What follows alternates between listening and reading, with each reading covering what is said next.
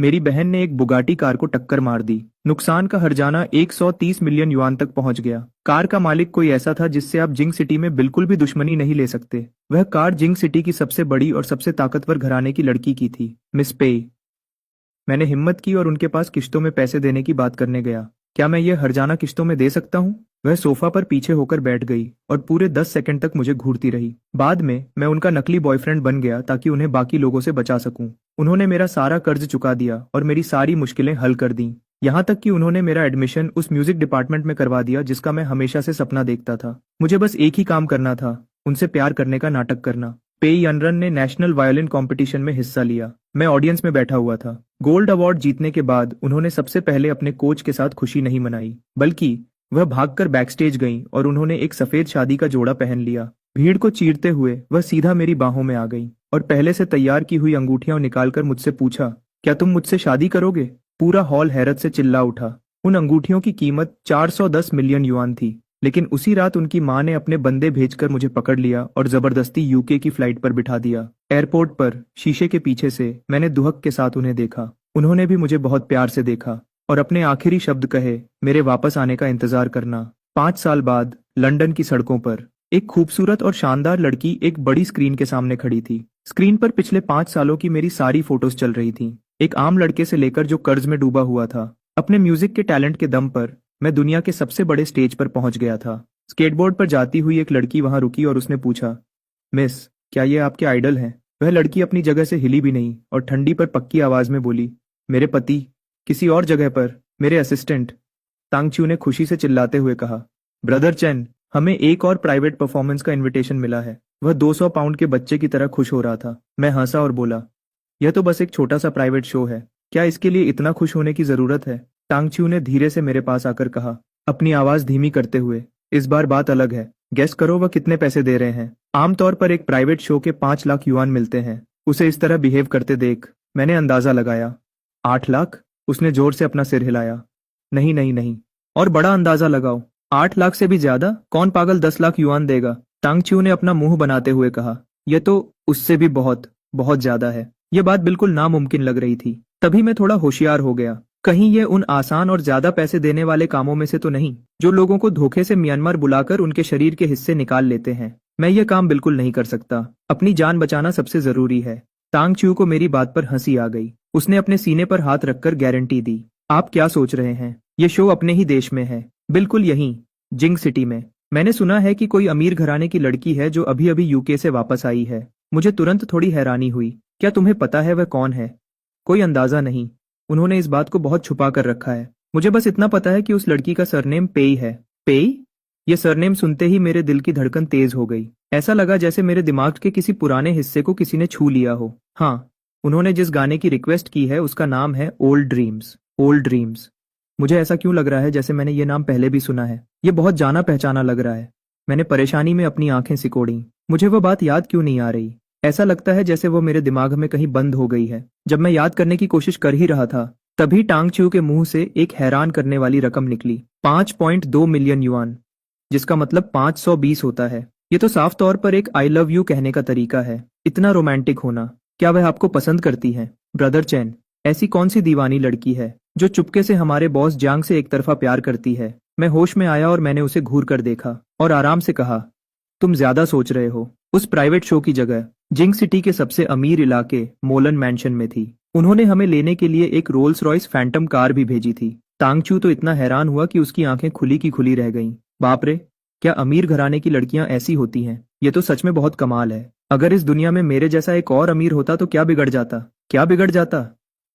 मैं हंसा और बोला, इस महीने मैं तुम्हारी सैलरी बढ़ा रहा हूँ। जैसे ही मैंने यह बात कही, उसने तुरंत मेरी तारीफ करते हुए कहा, बॉस जियांग आप कितने अच्छे हैं। रोल्स रॉयस फैंटम कार बहुत ही आराम से चल रही थी और वह सीधा मोलन मैंशन के अंदर चली गई और एक बहुत ही बड़े घर के सामने रुकी। वह घर इतना बड़ा था कि उसका अंत भी नहीं दिख रहा था और वह बहुत ही शानदार था।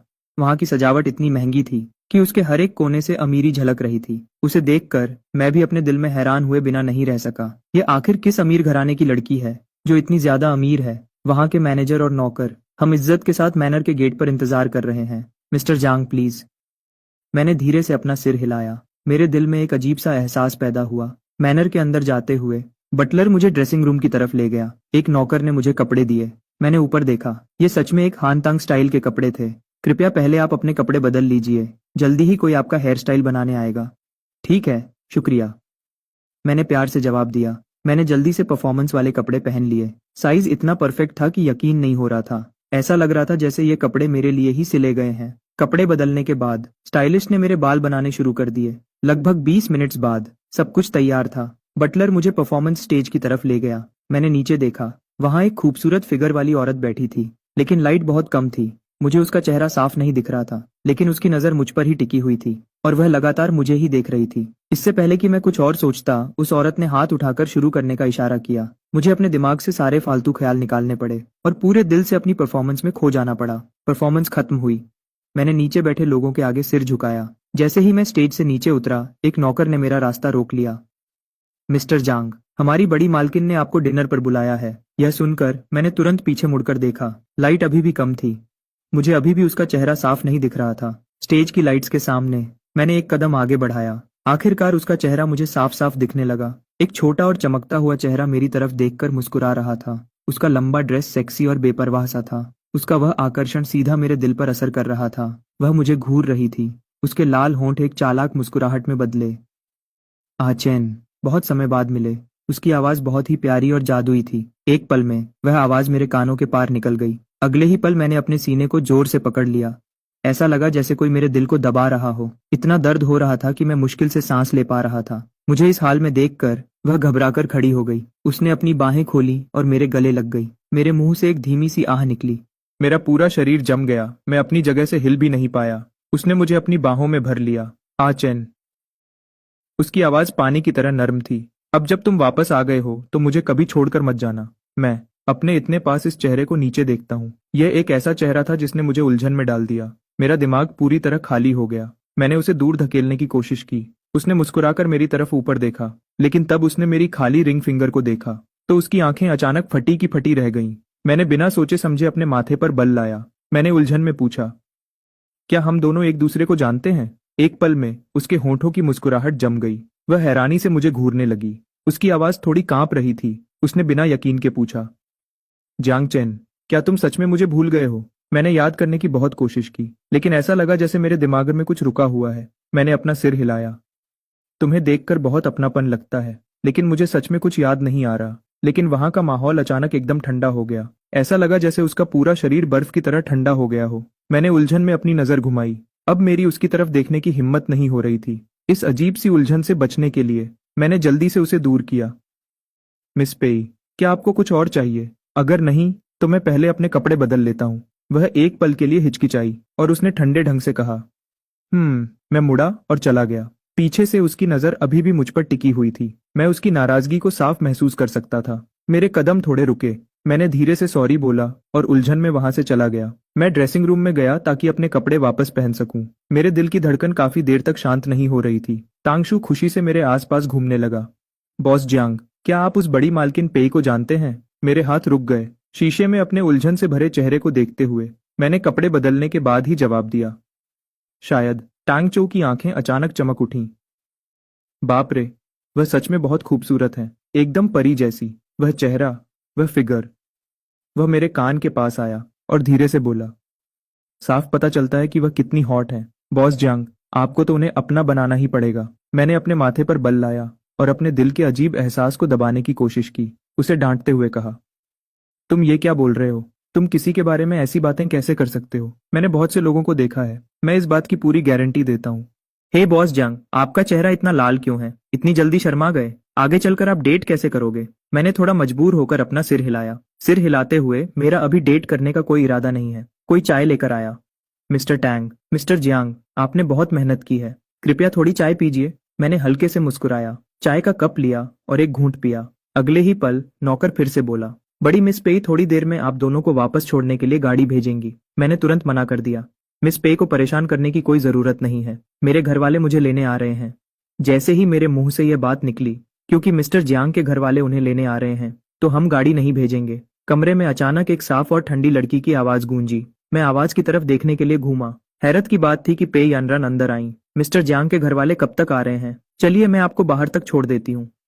मैं होश में आया और जल्दी से अपने फोन को देखने लगा। तभी मेरी माँ ने एक मैसेज भेजा। चैन, माँ मलन मैंशन के बाहर हैं। मेरे घर वाले आ गए हैं। मैंने उनकी तरफ देखा। तमीज से बात करते हुए उन्होंने तुरंत जवाब दिया, तो चलिए चलते हैं। मैं आपको बाहर तक छोड़ देती हूँ मिस्टर जियांग।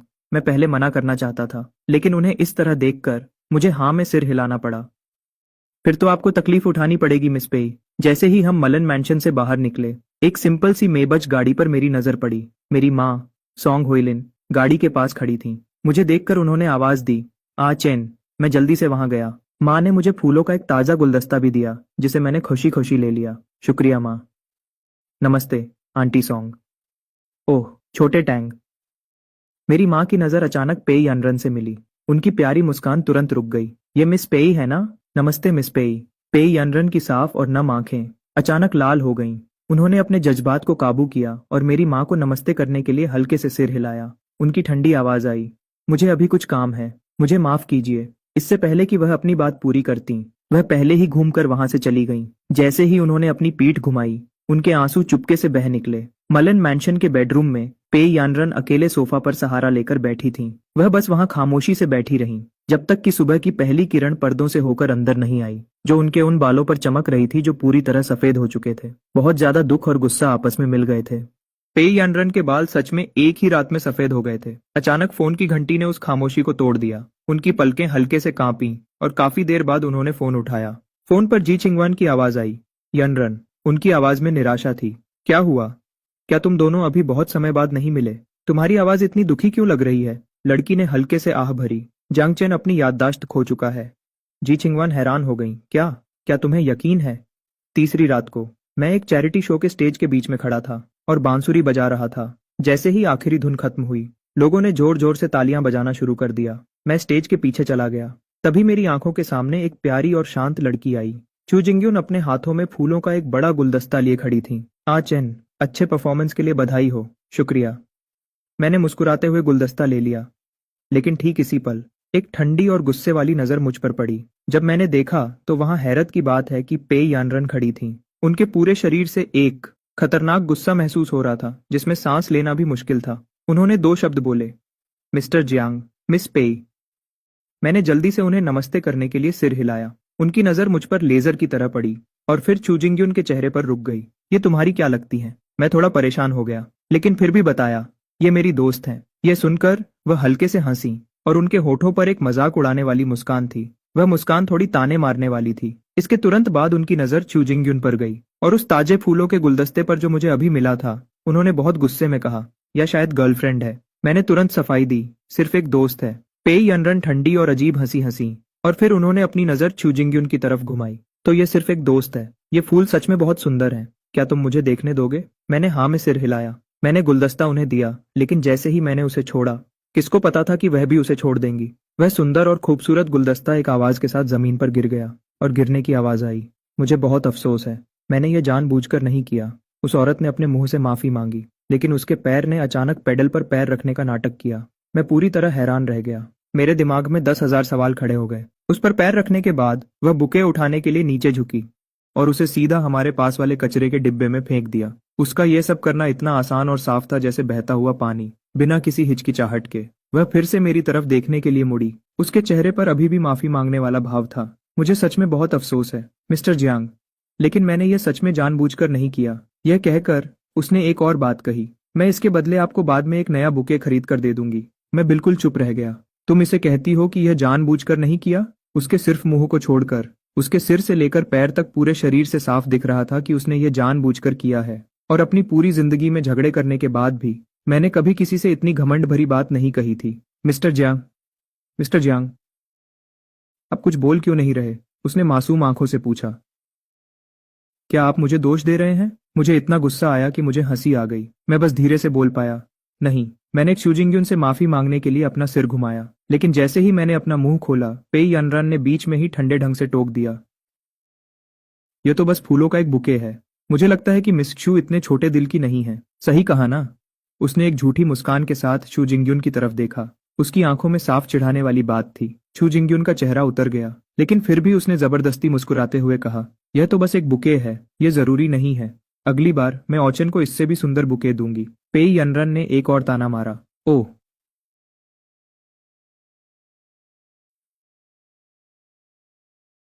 जो चीजें जरूरी नहीं होती वह आइडल्स को दी जाती हैं और जरूरी चीजों को छिपाकर रखा जाता है। सू जिंगयुन का चेहरा तुरंत शर्म से लाल हो गया। जैसे ही वह कुछ समझाने वाली थी, तांग्क्यू घबराते हुए भागकर आया। बॉस जियांग, जल्दी कीजिए और कपड़े बदल लीजिए, गाला शुरू होने वाला है। तांग्क्यू मुझे खींच कर ले गया, लेकिन मैंने अचानक पीछे मुड़कर पेई यनरन की तरफ देखा। वह भी हमारे पीछे आने और वहां से निकलने की तैयारी कर रही थी, लेकिन जाने से पहले उसने शू जिंगयुन की तरफ बहुत ही चिढ़ाने वाली नजर से देखा। शू जिंगयुन की आंखों में गुस्सा साफ दिखने लगा। उसने अपने लाल होठों को जोर से दबा लिया। चैरिटी गाला खत्म हो गया। मैं गाड़ी में बैठ गया। मेरी उंगलियों में अभी भी उस बांसुरी को छूने का एहसास बाकी था, लेकिन मेरे दिमाग में बार बार उस कुचले हुए बुके की तस्वीर घूम रही थी। मैंने चिढ़ते हुए अपनी टाई ढीली की। आगे की सीट पर बैठा तांग्क्यू पूरे रास्ते चोरी चोरी मुझे ही देख रहा था। मैंने अपनी नाक को थोड़ा दबाया। अगर कुछ कहना है तो कह दो। वह मुस्कुराया और मेरे पास आकर बोला, बॉस जियांग, आज तो मेरी आंखें खुल गईं। एल्डेस्ट मिस पे की एक्टिंग सच में सबसे बेस्ट है। उन्होंने उन फूलों पर ऐसे पैर रखा जैसे वह किसी रनवे पर चल रही हो। बैकस्टेज के दरवाजे पर कितने सारे लोग थे, लेकिन किसी की एक शब्द भी बोलने की हिम्मत नहीं हुई। मैंने उसे तिरछी नजर से देखा। तुम तो उनकी काफी तारीफ कर रहे हो। मैं तारीफ करने की हिम्मत नहीं कर सकता।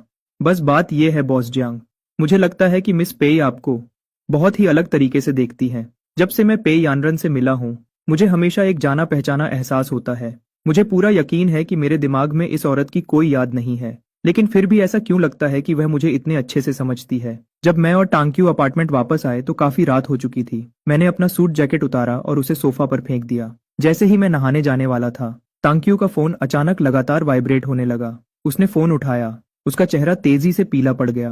फोन रखने के बाद ऐसा लगा जैसे उसके शरीर की सारी जान निकल गई हो।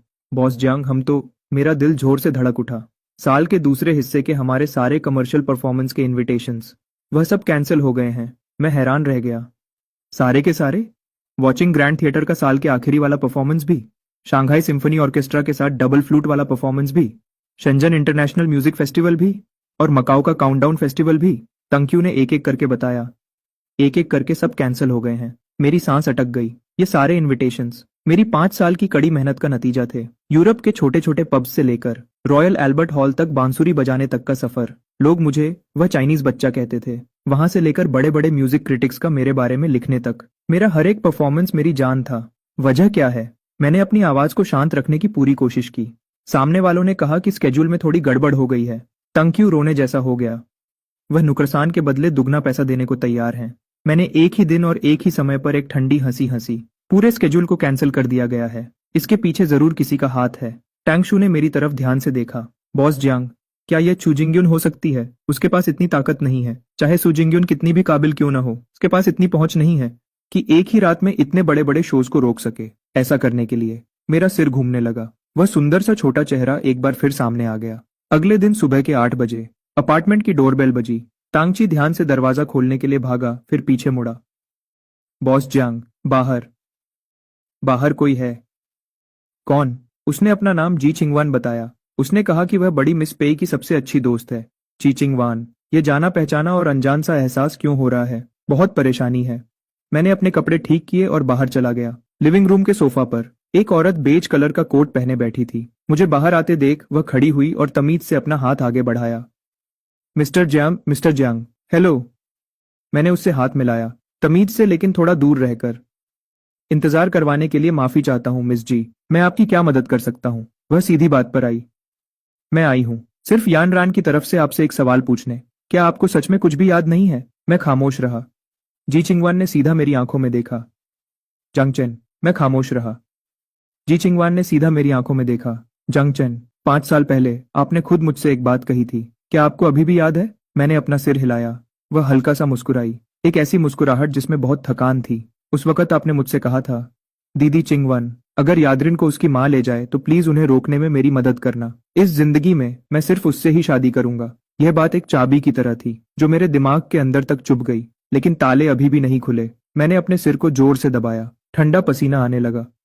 मुझे माफ करना, मुझे सच में कुछ याद नहीं आ रहा। चिंगहुआन ने अपने बैग से एक डॉक्यूमेंट फाइल निकाली। मिस्टर जियांग, यह आपके सारे कमर्शियल शोज का एक एक्सक्लूसिव कॉन्ट्रैक्ट है। जिसे पे कॉरपोरेशन के एंटरटेनमेंट डिवीजन ने पार्टनर्स के साथ साइन किया है। आज से लेकर अगले 3 साल तक आपका पूरा शेड्यूल हमारी पे कॉरपोरेशन के पास रहेगा। अगले 3 साल तक, यानी कि देश के अंदर मेरे सारे बड़े कमर्शियल शोज, उन्हें अकेले पे यानरन ने अपने हाथ में ले लिया है। मैंने गुस्से में अपने दांत पीसते हुए पूछा, वह क्या करने की कोशिश कर रही है? वह क्या करने की कोशिश कर रही है? मिस्टर जियांग, आपको यह सवाल खुद उससे जाकर पूछना चाहिए। मिस जी, काम करने की एक हद होती है। उसने एक ठंडी हंसी हंसी। मिस्टर जियांग के इस्तादिता मिस्टर जियांग, क्या आप यानरान के साथ हद की बात कर रहे हैं? मिस पे और मेरा सिर्फ एक आम काम का रिश्ता है। जियांग चेन, तुम उसे भूल सकते हो, लेकिन तुम ये नहीं भूल सकते कि 5 साल पहले वह कैसी थी। उसे जबरदस्ती उस फ्लाइट में कैसे भेजा गया था। अच्छी नीयत, तुम्हारा क्या मतलब है? जी चिंगवान ने मेरे सवाल को इग्नोर कर दिया। उसने बस अपने बैग में हाथ डाला और एक पीली पड़ चुकी फोटो निकाली। उसे टेबल पर रखते हुए कहा, देखो। मैं आगे बढ़ा और मैंने फोटो उठा ली। फोटो देखने में बहुत पुरानी लग रही थी। उसके कोने मुड़े हुए थे। उसमें 2 लोग थे। एक पे यानरन थी जिसने शादी का जोड़ा पहना था, और दूसरा मैं था जिसने सूट पहना था। हम दोनों की आंखों में एक सच्चा प्यार दिख रहा था। फोटो पकड़ने वाला मेरा हाथ जोर से कांपने लगा। मेरा सिर जोर जोर से दुखने लगा। ऐसा लगा जैसे कुछ बाहर आने वाला है। एक लड़की स्टेज पर खड़ी है जिसके हाथ में वायलिन है। फिर वह मुस्कुराते हुए मेरी तरफ भागती है और मेरे गले लग जाती है। लाल आंखों के साथ कहती है, क्या तुम मुझसे शादी करोगे? इसके तुरंत बाद वह तस्वीर टूट गई। मैं लड़खड़ाया और गिरने से बचने के लिए मैंने टेबल को पकड़ लिया। मिस्टर जांग। जी चिंगवान घबरा गई और मुझे संभालने के लिए आगे बढ़ी। मैं ठीक हूं। तुम्हें कुछ याद आया ना? मैंने अपना सिर हिलाया। बस कुछ धुंधली तस्वीरें हैं। जी चिंगवान के देखने का तरीका बदल गया। पहले के गुस्से से अब वह थोड़ी परेशान लग रही थी। वह कुछ सेकंड्स के लिए रुकी और आखिर में बोली, जांग चेन, 5 साल पहले तुम्हारा और यानरन का ब्रेकअप हुआ था। इसका इस बात से कोई लेना देना नहीं था कि उसकी माँ राजी थी या नहीं। मेरे दिल की धड़कन एक पल के लिए रुक गई कि तुम हो। तुम्हारे पिता की जांग फार्मास्यूटिकल्स कंपनी पे फैमिली की वजह से लगभग बर्बाद होने वाली थी। मेरी आंखें हैरत से फट गईं। यानरन ने तुम्हारे पिता की कंपनी को बचाने के लिए अपनी माँ के साथ एक डील की थी। वह मैडम पेई के साथ यूके में पढ़ने के लिए राजी हो गई ताकि जांग फार्मास्यूटिकल्स को फिर से जिंदा किया जा सके। मेरे शरीर का खून तुरंत ठंडा पड़ गया। जी चिंगवान ने एक हल्की सी मुस्कुराहट दी। मिस्टर जांग, जब भी आपके करियर में किसी ने आपकी मदद की, हर बार जब तुम्हारा प्रमोशन किस्मत से अचानक हो जाता था, वह यानरन ही थी जो पीछे से तुम्हारी मदद कर रही थी। पूरे कमरे में खामोशी छा गई। बस मेरे दिल की तेज धड़कन सुनाई दे रही थी। मेरी उंगलियां बंद कर मुट्ठी बन गईं। पिछले 5 साल से मैं उन अचानक आने वाले इनविटेशन से लड़ता रहा, या फिर इसलिए क्योंकि भगवान सब देख रहा था। पर सच तो यह था कि एक ऐसी जगह पर कोई था जिसे मैं देख नहीं सकता था, जो मेरे लिए फूलों का रास्ता बना रहा था। और फिर भी 5 साल बाद जब वह वापस आई तो मैंने देखा, उसके चेहरे को देखा और पूछा, क्या हम पहले एक दूसरे को जानते थे? जी चिंगवान ने एक ठंडी सांस ली। मुझे तुम्हें यह नहीं बताना चाहिए था। मेरी आवाज बैठ गई थी। मेरी लाल आंखें उसे देख रही थीं। तो फिर तुमने मुझे क्यों बताया? उसने बस खिड़की की तरफ इशारा किया, क्योंकि वह पूरी रात जागती रही और उसके आधे से ज्यादा बाल सफेद हो गए। मैंने अचानक ऊपर देखा।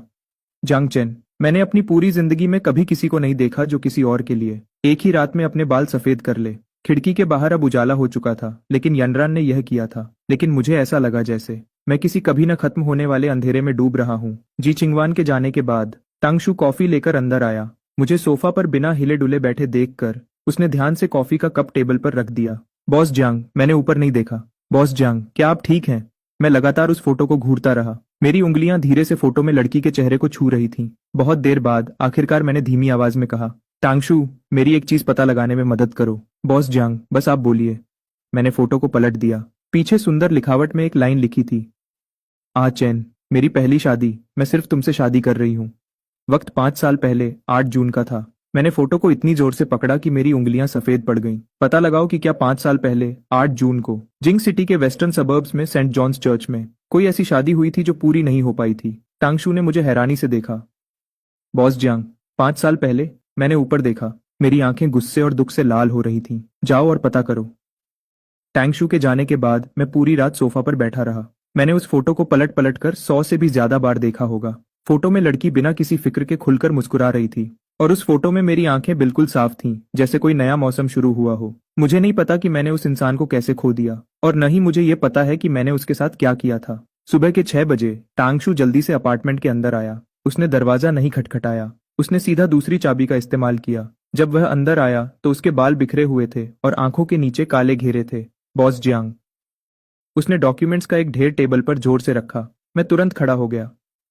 मुझे मिल गया बॉस जियांग। आपको अपने दिल को संभालना होगा। मैंने उन पेपर्स को पकड़ लिया। सबसे ऊपर एक कॉपी थी, जिंग सिटी के वेस्टर्न सबर्ब्स के सेंट जॉन्स चर्च के रजिस्ट्रेशन रिकॉर्ड की। 5 साल पहले 8 जून को दोपहर के 3 बजे दुल्हन और दूल्हा जांग चेन और पे यानरन गवाह के सेक्शन में 2 नाम लिखे थे। एक नाम जी छिंगवान का था और दूसरा मेरे पिता जांग जीवान का था। मेरी उंगलियां जोर से कांपने लगीं। बॉस जांग, एक और चीज है। तांगशू ने एक और पेपर निकाला। ये उस दिन के खर्चे का हिसाब है। हर एक चीज पर आपके पिता के खुद के साइन थे। मैं हैरानी में वापस सोफा पे गिर गया। तो इसका मतलब वह शादी न सिर्फ सच में हुई थी, बल्कि उसे अकेले मेरे पिता ने ही अरेंज किया था। तो पिछले 5 साल से मेरा पूरा परिवार मिलकर सिर्फ मुझे धोखा दे रहा था। Boss Jiang. तांगशू की आवाज बहुत धीमी थी। Boss Jiang. तांगशू की आवाज बहुत धीमी थी। मैंने ऊपर उसकी तरफ देखा। एक और बात है, उसने थूक निगलते हुए कहा। रात को मैंने सेंट जॉन्स चर्च के पुराने सिक्योरिटी गार्ड को ढूंढा और उसके साथ बैठा। उसने बताया कि उस दिन शादी अभी आधी ही हुई थी कि एक हादसा हो गया। कैसा हादसा? जब दुल्हन रिंग बदल रही थी तब आप सीढ़ियों से नीचे गिर गए थे। दुल्हन तुरंत वहीं बेहोश हो गई थी। और मेरा क्या हुआ? आप भी बेहोश हो गए थे। लेकिन अच्छी बात यह थी कि जैसे ही हादसा हुआ, दुल्हन ने आपको बचाने के लिए जोर से पकड़ लिया था। आपको बस हल्की खरोंचें आई थीं। टैंगशू थोड़ा रुका। उसके बाद कुछ और बातें भी हुईं। मैंने अपनी आंखें जोर से बंद कर लीं। मेरी आंख के कोने से एक गर्म आंसू बह निकला। अब मुझ में आगे सुनने की हिम्मत नहीं थी। मेरे दिमाग में बस उस लड़की की बातें गूंज रही थीं। जांग चेन, क्या तुम सच में मुझे भूल गए हो? मैं पेई कॉरपोरेशन की बिल्डिंग के नीचे खड़ा था। मेरे हाथ में एक गर्म अमेरिकानो कॉफी का कप था। यह वही जानकारी थी जो मैंने टांगशू से पता लगवाई थी। पेई यानरन हर रोज दोपहर के 3 बजे नीचे आती थी, सड़क के उस पार वाले कैफे में अमेरिकानो खरीदने के लिए, बिना चीनी और बिना दूध के, इतनी कड़वी कि पीने वाले का मुंह बन जाए। जी छिंगवान ने एक बार कहा था। उसे यह आदत यूके में रहने के दौरान पड़ी थी और 5 साल से उसने इसे नहीं बदला था। पूरे 5 साल की एक आदत। और मुझे तो यह भी याद नहीं था कि उसे क्या पीना पसंद है। ठीक 3 बजे घूमने वाला दरवाजा खुला। वह बाहर आई। उसने अपना फोन पकड़ा हुआ था और वह ध्यान से उसमें कुछ देख रही थी। वह मेरे बिल्कुल पास से गुजर गई। उसने एक बार भी मेरी तरफ नहीं देखा जब तक मैंने उसे आवाज नहीं दी, पे यनरन। वह रुक गई। उसने अपना सिर घुमाया और 2 साफ शब्द बोले जो बिल्कुल सीधे थे। क्या बात है? जो बातें मैंने सोच रखी थी वह अचानक मेरे गले में ही अटक गईं। मैं तुमसे बात करना चाहता हूँ। उसने अपनी घड़ी की तरफ देखा। किस बारे में बात करनी है? मेरे पास 15 मिनट हैं। मैं थोड़ा हैरान रह गया और मैंने आराम से कॉफी उसकी तरफ बढ़ाई। मैंने सुना था कि तुम्हें अमेरिकानो पीना पसंद है। मैं बस वहां से गुजर रहा था तो मैंने एक खरीद ली। उसने कॉफी की तरफ देखा पर उसे लिया नहीं। जांग चेन, तुम्हें ये सब करने की जरूरत नहीं है। मेरा कोई और मतलब नहीं है। मैं तो बस माफी मांगना चाहता हूँ। उसने मुझे बीच में ही रोक दिया। उसका बोलने का तरीका बिल्कुल शांत था, जैसे कोई रिपोर्ट पढ़ रही हो। तुम पहले ही माफी मांग चुके हो। जी चिंगवान ने मुझे पहले ही बता दिया था। तुमने सॉरी कहा और मैंने उसे मान लिया।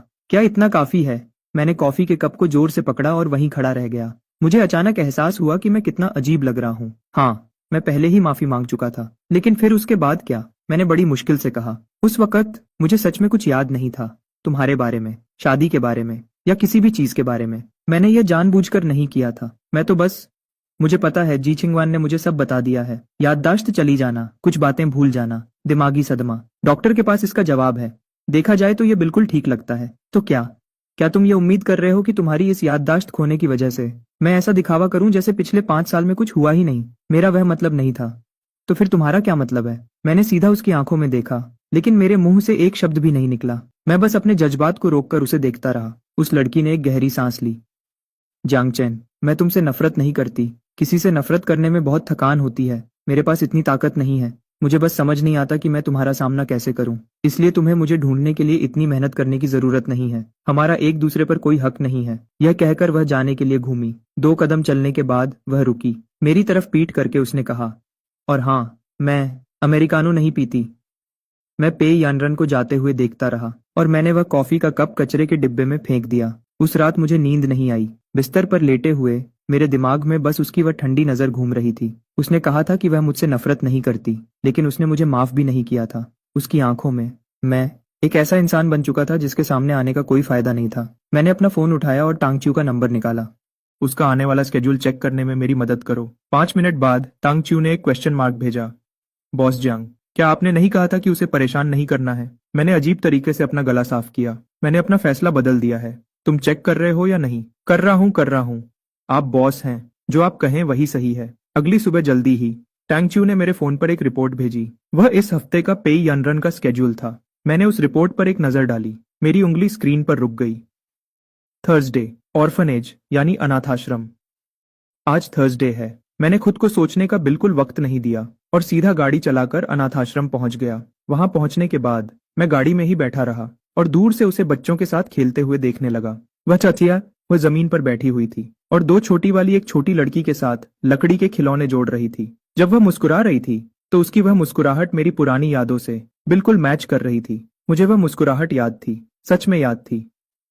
मेरे दिल की धड़कन अचानक तेज हो गई। मैं गाड़ी से बाहर नहीं निकला, बस वहीं बैठा रहा और दूर से उसे बच्चों के साथ मस्ती करते हुए देखता रहा। वह उनके साथ एक छोटा सा केक बांट रही थी। वह कितनी खुशी से मुस्कुरा रही थी। कल जो लड़की पे कॉर्पोरेशन के ऑफिस के बाहर मिली थी, ये उससे बिल्कुल अलग थी। इसका मतलब दूसरों के सामने वह अभी भी मुस्कुराना जानती थी। जब तक उसकी गाड़ी अनाथाश्रम से चली नहीं गई, तब तक मैंने गाड़ी स्टार्ट नहीं की और उसके पीछे चल दिया। पेई अनरन घर नहीं गई, बल्कि जिंग सिटी के बाहर एक जगह पर गई। मैंने उसका पीछा किया और एक पुरानी कॉलोनी में रुक गया। वह ठीक था, वह एक म्यूजिक इंस्ट्रूमेंट की दुकान में चली गई। मैंने कार में लगभग 40 मिनट तक इंतजार किया। जब वह बाहर आई तो उसके हाथ में एक लंबा डिब्बा था। वही से वह एक वायलिन का केस था। उसने ध्यान से उस केस को पैसेंजर सीट पर रख दिया। जैसे ही वह वायलिन रखने के लिए झुकी, उसकी नजर अचानक सड़क के उस पार खड़ी मेरी कार पर गई। सड़क के बीच से हम दोनों की आंखें एक दूसरे से मिलीं। वह एक सेकंड के लिए रुक गई, फिर वह सीधी खड़ी हुई और मेरी तरफ देखने लगी, जैसे वह देखना चाहती हो कि आखिर मैं क्या करने वाला हूं। मैं कार से उतरा और उसके पास गया। तुम्हारे वायलिन को क्या हुआ? उसने मेरी तरफ देखा।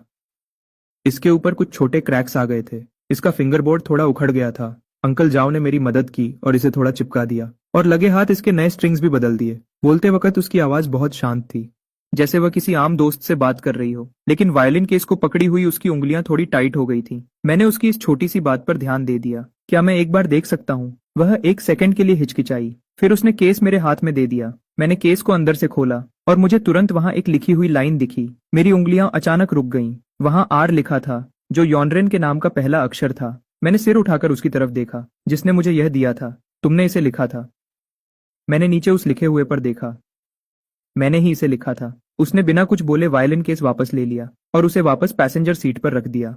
कार का दरवाजा बंद करते हुए वह मेरी तरफ घूमी और पूछा, तुम मेरा पीछा क्यों कर रहे हो? मैंने अपने होंठ दबाए। मैं बस तुम्हें थोड़ी देर के लिए देखना चाहता था। उसने कुछ नहीं कहा। हवा चली, जिससे उसके बाल थोड़े बिखर गए। उसने अपने बालों को कान के पीछे किया। अब तुमने मुझे देख लिया है, तो अब क्या? मैं एक पल के लिए रुका। क्या तुम कल भी ऑर्फेनेज जा रही हो? उसने मेरी तरफ देखा। उसकी आंखों में एक अजीब सा एहसास था जो समझ नहीं आ रहा था। हाँ, जा रही हूं। तो मैं कल फिर आऊंगा। उसने मुझे कोई जवाब नहीं दिया, लेकिन उसने मना भी नहीं किया। बस कार का दरवाजा खोला और अंदर बैठ गई। कार का शीशा आधा नीचे हुआ और अंदर से उसकी आवाज आई, जांगचन, तुम्हें इस तरह मेरे लिए यह सब करने की कोई जरूरत नहीं है। मुझे तुम्हारी हमदर्दी नहीं चाहिए। मैं तुम पर हमदर्दी नहीं दिखा रहा, मैं बस आना चाहता हूँ। उसने आगे कुछ नहीं कहा। कार धीरे धीरे सड़क के कोने से आगे निकल गई। मैं वहीं खड़ा होकर उसे देखता रहा, जब तक कि कार की पीछे वाली लाइट्स मोड पर गायब नहीं हो गईं। मेरे पॉकेट में रखा फोन अचानक वाइब्रेट हुआ। यह उसका एक मैसेज था। कल सुबह 10 बजे। मैं सड़क के किनारे खड़ा होकर उन शब्दों को देखता रहा और अपने आप ही हंसने लगा। मैंने फोन वापस पॉकेट में रख लिया। जैसे ही मैं घर जाने वाला था, फोन अचानक फिर से वाइब्रेट हुआ। ये टंक्यू का कॉल था। बॉस जांग, एक बात है जो मुझे लगता है मुझे आपको बतानी चाहिए। चू जिंगयुन आज दोपहर को किसी से मिली थी। तंक्यू ने अपनी आवाज धीमी की। ईस्ट थर्ड रिंग के एक प्राइवेट क्लब में। मैंने तुरंत पता लगाया। वह जिस आदमी से मिली उसका सरनेम पेई है और नाम पेई जिंगसिंग है। पेई जिंगसिंग? मैंने पहले कभी ये नाम नहीं सुना था। वह पेई फैमिली के बड़े बेटे हैं। तंक्यू थोड़ी देर रुका और बोला, वह पेई फैमिली के बड़े बेटे हैं। रिश्ते में वह पेई अनरन के कजिन लगते हैं। पेई अनरन का कजिन? वह चूजिंग्युन से क्यों मिल रहा है? ये तो साफ नहीं है, लेकिन मैंने लगे हाथ थोड़ी पुरानी बातें पता की हैं। 5 साल पहले जब पेई अनरन की मां ने सब कुछ संभाला था, तो उन्होंने पेई जिंगसिंग के पिता को बोर्ड ऑफ डायरेक्टर से निकाल दिया था। तब से दोनों परिवारों के बीच कोई बात नहीं हुई। सीधी बात कहें तो उनके बीच पुरानी दुश्मनी है। मैंने अपना फोन जोर से पकड़ा। मेरा दिमाग बहुत तेजी से चलने लगा। क्सूजिंग्युन और पेई अनरन का कजिन, इन दोनों का साथ आना। ये बताने की जरूरत नहीं है कि उनका निशाना कौन है। क्या तुम पता कर सकते हो कि वह आजकल क्या कर रहा है? मैंने पता किया है, लेकिन ये आदमी बहुत शांत रहता है। बाहर से देखने पर कोई हलचल नहीं दिख रही है। उस पर नजर रखो। अगर कोई खबर मिले तो मुझे तुरंत बताओ। अगले दिन सुबह 9:30 पर मैं पहले ही ऑर्फनेज के गेट पर पहुंच गया था। मेरे हाथ में एक गर्म लाटे कॉफी थी, जिसमें चीनी और दूध था। मैं लगे हाथ एक सैंडविच भी ले आया था। मैं तय किए गए वक्त से आधा घंटा पहले पहुंच गया था और बस दरवाजे के सामने बेंच पर बैठकर इंतजार करने लगा। सुबह 9:50 पर एक सफेद पोर्शे गेट के सामने आकर रुकी। आज उसने हल्के गुलाबी रंग का कोट पहना था और उसके बाल एक ऊंची पोनीटेल में बंधे थे। उसने चांदी के इयररिंग्स पहने हुए थे। वह कार से बाहर आई। मेरे हाथ में कॉफी और पेपर बैग देखकर, मैं आज एक सैंडविच भी लाया हूँ, मुझे लगा तुम्हें भूख लगी होगी। उसने हाथ आगे बढ़ाया और कॉफी और सैंडविच ले लिया और उसे नीचे देखने लगी।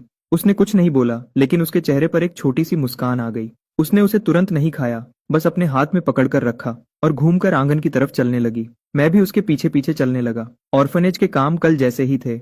बच्चों के साथ कॉमिक बुक्स पढ़ना, ब्लॉक्स जोड़ना और स्नैक्स खाना। वह पूरे दिल से बच्चों के साथ लगी हुई थी। वह जमीन पर बैठकर बच्चों के साथ खेल रही थी और उन्हीं में घुल मिल गई थी। अभी भी बहुत सारे स्नैक्स बचे थे। मैं एक तरफ खड़ा होकर फल बांटने लगा। मेरी आंखें लगातार उसी पर टिकी थीं। स्नैक्स खाने का वक्त खत्म हो गया। बच्चों को दोपहर को सुलाने के लिए ले जाया गया। वह आंगन में लगे झूले पर बैठ गई। आखिरकार उसने वह सैंडविच खोला और एक बाइट लिया। मैं उसके पास वाले झूले पर बैठ गया। कल तुमने मुझे चूजिंग्यून से बचकर रहने को कहा था। हाँ। क्या तुम्हें मुझ पर भरोसा नहीं है? हाँ, मैंने आगे पूछा। तो तुम्हारे कजिन का क्या? उसका खाना चबाना अचानक रुक गया। कुछ सेकंड्स के बाद उसने धीरे से खाना निगला। उसने मेरी तरफ नहीं देखा। उसकी आवाज बहुत शांत थी। क्या तुमने उसकी जांच की? मैंने कहा, मैंने जांच नहीं की। किसी ने उसे शूजिंग्यान से मिलते हुए देखा था। वह काफी देर तक खामोश रही। हवा चल रही थी और झूला धीरे धीरे हिल रहा था। फिर वह बोली, पे जिंगसिंग मेरे बड़े चाचा का बेटा है। उसकी आवाज बहुत धीमी थी। मेरी माँ ने 5 साल पहले उसके पिता को बोर्ड से निकाल दिया था। उसे हमेशा लगता है कि मेरे परिवार ने उसके साथ गलत किया है। मैंने चिंता से पूछा, क्या वह कोई मुसीबत खड़ी करेगा? उसने कोई जवाब नहीं दिया, बस अपना सिर घुमाया और मेरी तरफ देखा। उसमें खुलेआम हमारे खिलाफ खड़े होने की हिम्मत नहीं है, लेकिन अगर वह किसी और के साथ हाथ मिला लेता है तो फिर कुछ कह नहीं सकते। मेरा दिल बैठ गया। तो उसे पता था, उसे सब पता था। क्या तुम जानती थी कि वह चूजिंग्यान से मिल रहा है? मुझे नहीं पता था कि वे मिले हैं, लेकिन मैं अंदाजा लगा सकती थी कि वे मिलेंगे। सू जिंग्युन मुझसे नफरत करती है। पे जिंगसिंग भी मुझसे नफरत करता है। दो लोग जो मुझसे नफरत करते हैं, जब वे साथ आएंगे तो वे मेरे लिए कोई बर्थडे पार्टी तो प्लान नहीं कर रहे होंगे। मुझे उसकी बात सुनकर हंसी आ रही थी, लेकिन मैं हंस नहीं पाया। तुम क्या करने वाली हो? कुछ नहीं। उसने सैंडविच को, जिसका उसने सिर्फ एक बाइट लिया था, ध्यान से वापस पैक कर दिया। अगर वे मुझे नुकसान पहुंचाना चाहते हैं तो पहले उनमें उतनी ताकत होनी चाहिए। जब उसने यह कहा तो उसकी आवाज बहुत आम थी, जैसे वह उन दोनों को कुछ समझती ही नहीं थी। लेकिन मैंने देखा कि पेपर बैग को पकड़ने वाली उसकी उंगलियां थोड़ी कस गई थीं। मैंने बोलने के लिए अपना मुंह खोला ही था, तभी मेरी जेब में रखा फोन अचानक जोर से वाइब्रेट होने लगा। मैंने उसे निकाल कर देखा। वह टंगचो का मैसेज था। बॉस जियांग, मुझे पता चल गया है। पे जिंगसिंग ने 3 दिन पहले एक नई कंपनी रजिस्टर की है। उसका मालिक कोई ऐसा इंसान है जिसे आप नहीं जानते, लेकिन शेयर्स को देखने के बाद आखिरी फायदा उसी को मिलने वाला है। इस नई कंपनी ने कल एक पे कॉरपोरेशन के एंटरटेनमेंट डिवीजन को खरीदने का प्रपोजल भेजा है। वह पे कॉरपोरेशन के एंटरटेनमेंट डिवीजन के एक हिस्से को खरीदना चाहता है। इस हिस्से में वही कंपनीज आती हैं जो आपके सारे शोज को संभालती हैं। मैं स्क्रीन को घूरने लगा। मेरी आंखें हैरत से छोटी हो गईं। मैंने ऊपर उसकी तरफ देखा। वह भी अपने फोन को देख रही थी। उसके माथे पर थोड़ी शिकन थी। साफ था कि उसे भी यह खबर मिल गई थी। मैसेज पढ़ने के बाद उसने अपना फोन नीचे रखा, मेरी तरफ देखा और हल्का सा मुस्कुराई। जांग चेन, क्या तुम आज दोपहर को बिजी हो? नहीं। मैंने अपना सिर हिलाया। तो मेरे साथ एक जगह चलो। कहाँ? वह खड़ी हो गई, अपने कपड़ों को साफ करते हुए। उसके चेहरे पर एक मुस्कान थी। अपने अच्छे कजिन से मिलने? और कहाँ? इससे पहले कि मैं कोई जवाब देता, वह घूमी और गेट पर खड़ी कार की तरफ चलने लगी। यनरन ने अचानक पीछे मुड़कर मेरी तरफ देखा। तुम अभी भी वहां क्यों खड़े हो? चलो। मैं जल्दी से घूमकर कार की सीट पर बैठ गया। कार तुरंत तेज रफ्तार से चल पड़ी। हवा चल रही थी, जिससे उसके बाल उड़ रहे थे। मैंने तिरछी नजर से उसे देखा। उसका चेहरा बहुत शांत था, जरूरत से ज्यादा शांत। तुम मुझसे क्या कहने वाली हो? क्या कहना? ये कहना कि मुझे उसकी सारी चालबाजियों के बारे में पता चल गया है। वह धीरे से हंसी। मैं कुछ नहीं कहने वाली। मैं थोड़ा परेशान हो गया। तुम्हारा क्या मतलब है? उसने एक नई कंपनी रजिस्टर की है, खरीदने का प्रपोजल तैयार किया है। ये सब कानूनी रूप से सही काम है। अगर मैं उससे लड़ने जाऊंगी तो वह खुद को बेचारा दिखाएगा और कहेगा कि मैं उसकी छोटी कजिन, छोटी सोच वाली हूँ। अपने ही घर के लोगों को बिजनेस करते देख वह बर्दाश्त नहीं कर पाई और थोड़ी देर के लिए रुकी। इसलिए मैं उससे कंपनी खरीदने के बारे में कोई बात नहीं करूंगी। तो फिर हम उससे मिलने क्यों जा रहे हैं? उसने मेरी तरफ देखा और उसके चेहरे पर एक हल्की सी मुस्कान आ गई। बिल्कुल, उसे एक गिफ्ट देने के लिए। गिफ्ट देने? हाँ, उसे नई कंपनी खोलने की बधाई देने के लिए। मैं एक पल के लिए हैरान रह गया, फिर अचानक मुझे उसका मकसद समझ आ गया। मैं सीट पर पीछे की तरफ झुका और मैं भी हंसने लगा। तुम सच में बहुत बेरहम हो। उसने कोई जवाब नहीं दिया, लेकिन उसकी मुस्कान और गहरी हो गई। गाड़ी एक बिल्कुल नई ऑफिस बिल्डिंग के सामने रुकी। मैंने ऊपर देखा। ये बिल्डिंग पे कॉर्पोरेशन के एंटरटेनमेंट डिवीजन के ठीक सामने थी। बीच में सिर्फ एक सड़क थी और ये चेयरमैन के ऑफिस के ठीक सामने दिखती थी। पे कॉर्पोरेशन के एंटरटेनमेंट डिवीजन के इस जगह को चुनना साफ तौर पर उकसाने जैसा था। वह गाड़ी से बाहर निकली और कार की डिग्गी से एक बहुत ही सुंदर गिफ्ट बैग निकाला और सीधे बिल्डिंग के अंदर चली गई। रिसेप्शनिस्ट उसे देखकर हैरान हो गई। मिस पेई, आप यहाँ कैसे? पेई अनरन ने बहुत ही प्यारी मुस्कान के साथ कहा। मैं अपने कजिन से मिलने आई हूँ। मैंने सुना कि उसकी नई कंपनी खुली है। मैं तो बस उसे बधाई देने आई हूँ। रिसेप्शनिस्ट एक पल के लिए हिचकिचाई, लेकिन आखिर में उसने ऊपर फोन किया। फोन रखने के बाद रिसेप्शनिस्ट के चेहरे के भाव थोड़े अजीब थे। प्रेसिडेंट पेई, आप कृपया ऊपर चले जाइए, 16वें फ्लोर पर। शुक्रिया। पेई अनरन ने मुस्कुराकर शुक्रिया कहा और गिफ्ट बैग लेकर लिफ्ट की तरफ बढ़ गई। मैं भी उसके पीछे पीछे अंदर चला गया। जैसे ही लिफ्ट का दरवाजा बंद हुआ, उसके चेहरे से वह प्यारी मुस्कान अचानक गायब हो गई। अभी तुमने बहुत अच्छी एक्टिंग की। कैसी एक्टिंग? एक अच्छी छोटी बहन की तरह। उसने कुछ नहीं कहा, लेकिन लिफ्ट के दरवाजे पर दिखने वाली परछाई में मैंने उसकी आंखों में गुस्सा देखा। 16वां फ्लोर आ गया और रास्ते के आखिर में एक बहुत ही सुंदर सजा हुआ ऑफिस था। दरवाजा थोड़ा खुला था। उसने धक्का दिया और सीधे अंदर चली गई। पेई जिंगसिंग देखने में 30 साल के आसपास का लग रहा था। उसकी आंखों में चालाकी साफ दिख रही थी। पेई अनरन को अंदर आते देख उसके चेहरे पर अचानक एक बड़ी सी मुस्कान आ गई और वह उसका स्वागत करने के लिए खड़ा हो गया। हाँ, यनरन, तुम यहाँ कैसे? तुमने तो मुझे पहले बताया भी नहीं, ताकि मैं थोड़ी तैयारी करवा पाता। वह मुस्कान बहुत ज्यादा दिखावटी थी, जो पहली बार में ही झूठी लग रही थी। पेई अनरन भी मुस्कुराई और उसकी मुस्कान ज्यादा असली लग रही थी। भैया, आपने एक नई कंपनी खोली है। इतनी बड़ी बात और आपने मुझे बताया तक नहीं। मुझे किसी और से इस बारे में पता चला, इसलिए मैं खुद आपको बधाई देने चली आई। उसने गिफ्ट बैग को उसके डेस्क पर रख दिया। उसका तरीका बहुत आराम से था और उसका खड़े होने का ढंग बहुत ही प्यारा था। तुम तो बहुत ही अच्छी हो। ये तो बस एक छोटा सा बिजनेस है। इसमें दिखावा करने जैसा कुछ नहीं है। एक छोटा सा बिजनेस? ये नक्शा और इतनी अच्छी जगह, ये बिल्कुल भी छोटा बिजनेस नहीं लगता। भैया, इस तैयारी को देखकर लगता है कि आप कुछ बहुत बड़ा करने वाले हैं। नहीं, ये तुम्हारी पेई कॉर्पोरेशन के एंटरटेनमेंट डिवीजन के सामने कुछ भी नहीं है। अचानक उसकी नजर मुझ पर पड़ी, जैसे उसने अभी अभी मुझे देखा हो। ये मेरे दोस्त हैं, जियांग चेन। यनरन ने बहुत ही आम तरीके से मेरा इंट्रो करवाया, जैसे वह किसी आम इंसान को अपने साथ ले आई हो। मेरा नाम सुनकर पेई जिंगसिंग की आंखों में एक पल के लिए बदलाव आया, लेकिन वह तुरंत नॉर्मल हो गया। मिस्टर जियांग, उसने अपना हाथ मेरी तरफ बढ़ाया। मिलकर खुशी हुई। मुझे भी खुशी हुई। मैंने उससे हाथ मिलाया। अब बहुत अच्छे हैं। उसने मुझे फिर से देखा और उसकी आंखों में एक जांच और चालाकी थी। उसने अपना हाथ पीछे खींचा और फिर से पेई यनरन की तरफ देखने लगा।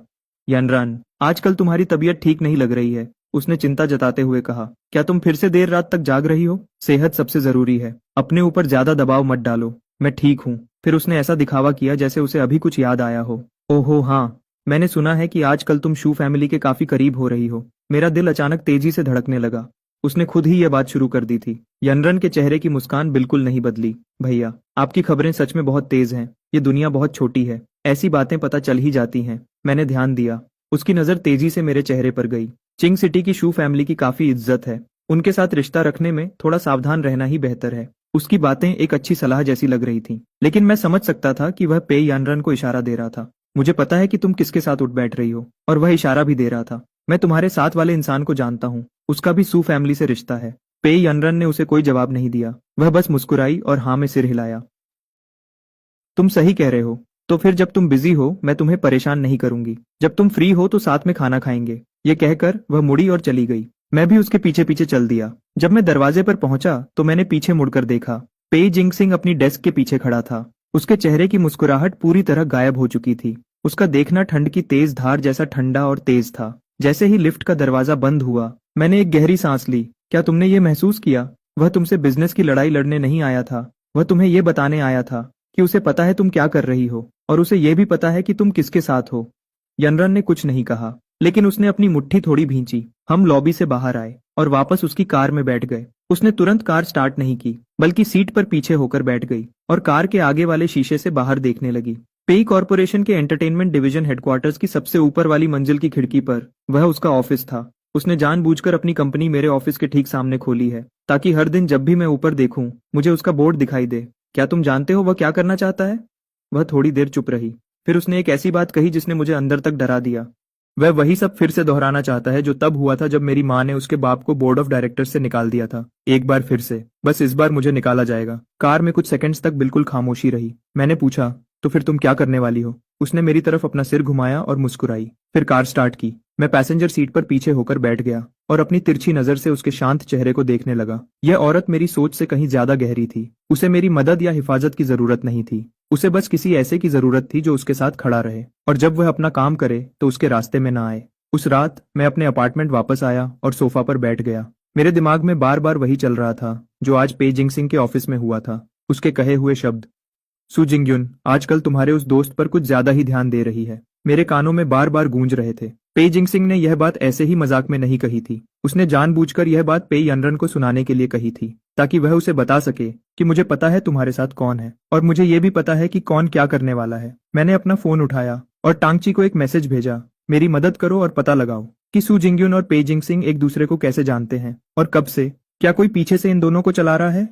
कुछ ही मिनट्स बाद टांगची ने जवाब दिया, समझ गया, ठीक है बॉस चेंग। एक बात मैं आपको बताना भूल गया था। आज दोपहर को जब आप घर पर नहीं थे, किसी ने अपार्टमेंट पर एक पैकेज भेजा था।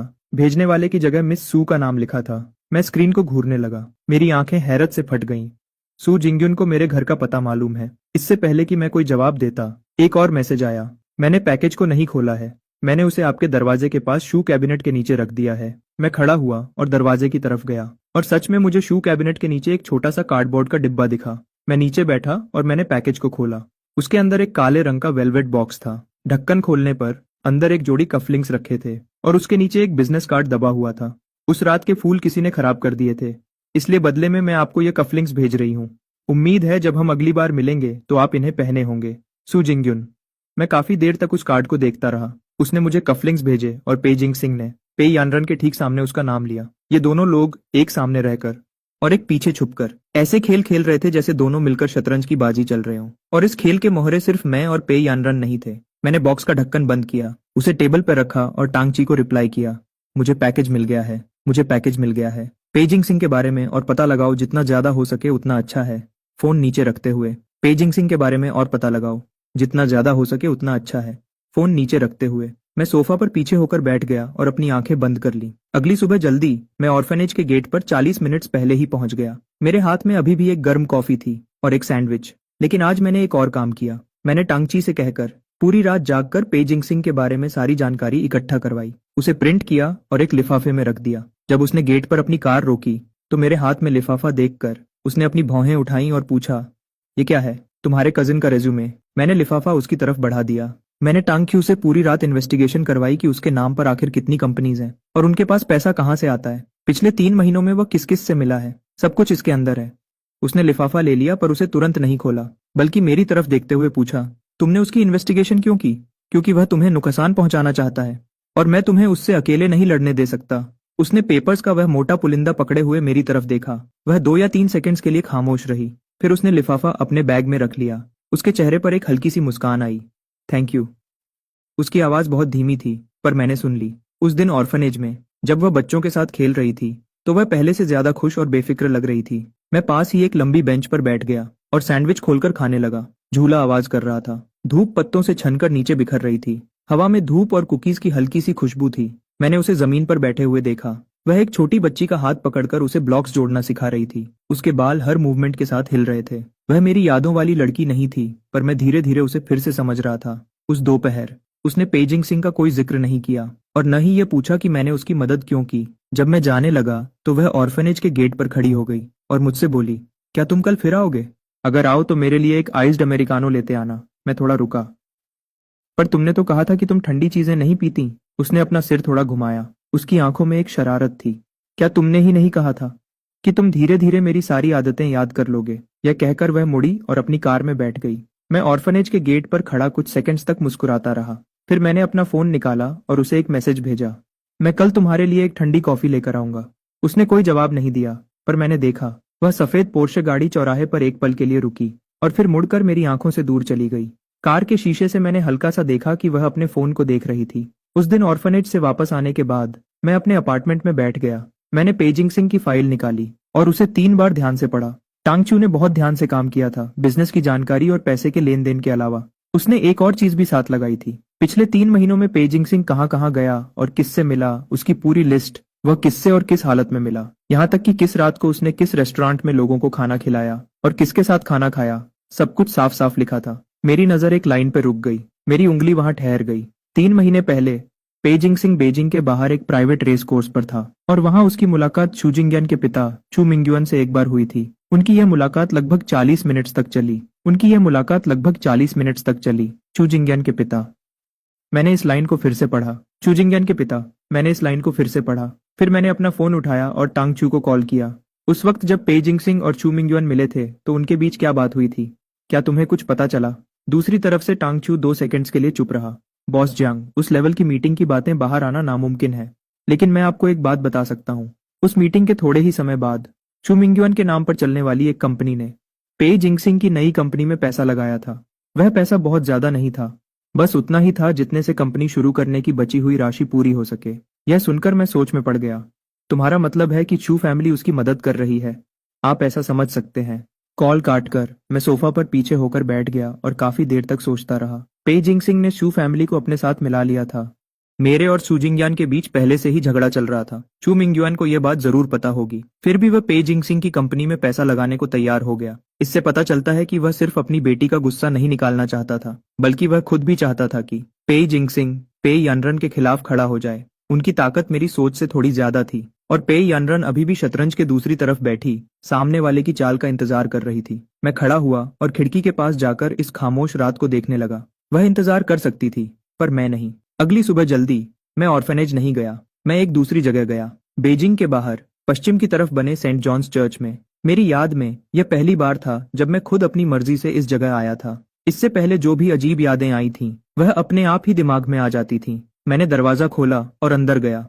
अंदर सब खाली था, बस सबसे आगे वाली सीट पर एक बूढ़ी औरत काले कपड़े पहने बैठी थी और सिर झुकाकर प्रार्थना कर रही थी। मैं चुपचाप सबसे पीछे वाली सीट पर जाकर बैठ गया। मैं इस जगह की यादों को अपने दिमाग में ढूंढने की कोशिश कर रहा था, लेकिन मुझे कुछ भी याद नहीं आ रहा था। जैसे ही मैं वहां से जाने वाला था, पीछे से एक बुजुर्ग की आवाज आई, तुम जांगचेन हो ना? मैंने पीछे मुड़कर देखा तो दरवाजे पर एक बुजुर्ग आदमी ग्रे शर्ट पहने खड़े थे। आप? मैं यहाँ का मैनेजर हूँ, मेरा नाम जो है। वह बुजुर्ग मेरे पास आए और बोले, तुम जाने पहचाने लगते हो। मुझे याद आया कि मैं तुमसे पहले मिल चुका हूँ। आपको मैं याद हूँ? मैं हैरान रह गया। हाँ बिल्कुल, 5 साल पहले तुम्हारी शादी यहीं हुई थी। मैनेजर जो मेरे पास बैठ गए। तुम क्या जानना चाहते हो? उस दिन की शादी के बारे में।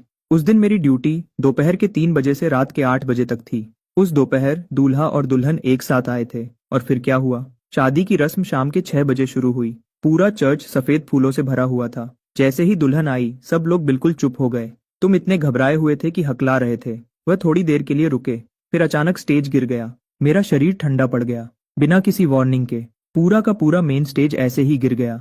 दुल्हन तुम्हारे सबसे पास खड़ी थी। उसने सबसे पहले भागकर तुम्हें गले लगाया ताकि तुम्हें बचा सके।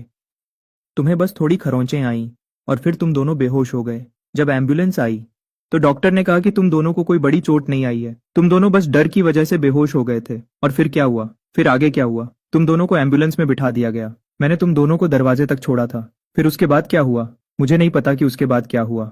मैनेजर जो खड़े हो गए, उन्होंने मेरे कंधे को थपथपाया और बोले, आगे क्या हुआ? यह तो तुम्हें अपने आसपास के लोगों से पूछना होगा। मैं तो बस एक चौकीदार हूँ। मैं तेजी से चर्च से बाहर निकला और चलते चलते अपना फोन निकालने लगा। तांगचू ने जल्दी से फोन उठा लिया।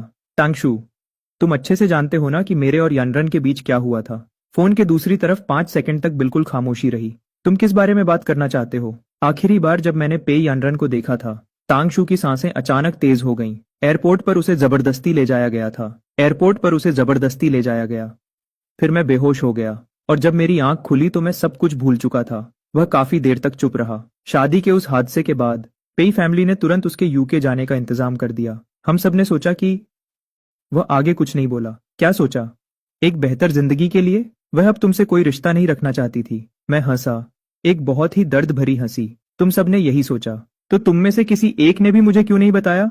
टैंगशू ने कोई जवाब नहीं दिया और मैं गुस्से में चिल्लाया, क्यों? क्योंकि कोई नहीं चाहता था कि तुम्हें और दुहक पहुंचे। उस रात तुम हॉस्पिटल में बेहोश पड़े थे और पूरी रात उसका नाम पुकार रहे थे। किसी की हिम्मत नहीं हुई कि तुम्हें उसकी याद दिलाकर फिर से रुलाए। तांगचो की आवाज भी भारी हो गई थी। मैंने एक गहरी सांस ली। तो फिर आगे क्या हुआ? कुछ दिन बाद तुम्हारे पापा तुम्हें घर ले गए और बाद में तुम्हारे पापा ने तुम्हें बताया कि पेई यानरन चली गई है, वह यूके चली गई है। उस वक्त तुमने कोई रिएक्शन नहीं दिया था। डॉक्टर ने कहा कि बहुत बड़े सदमे की वजह से तुम बेहोश हो गए और सब भूल गए। अब 5 साल हो चुके हैं। मैंने अपनी आंखें जोर से बंद कर ली। सबने मुझसे झूठ बोला। मैंने अचानक अपनी आंखें खोली और सामने सड़क की तरफ देखने लगा और गाड़ी को जांग कॉर्पोरेशन की तरफ मोड़ दिया। मैंने गाड़ी की स्पीड बढ़ा दी और गाड़ी सीधे जांग कॉर्पोरेशन के मेन गेट के अंदर घुस गई। रिसेप्शनिस्ट मुझे देखकर हैरान रह गई।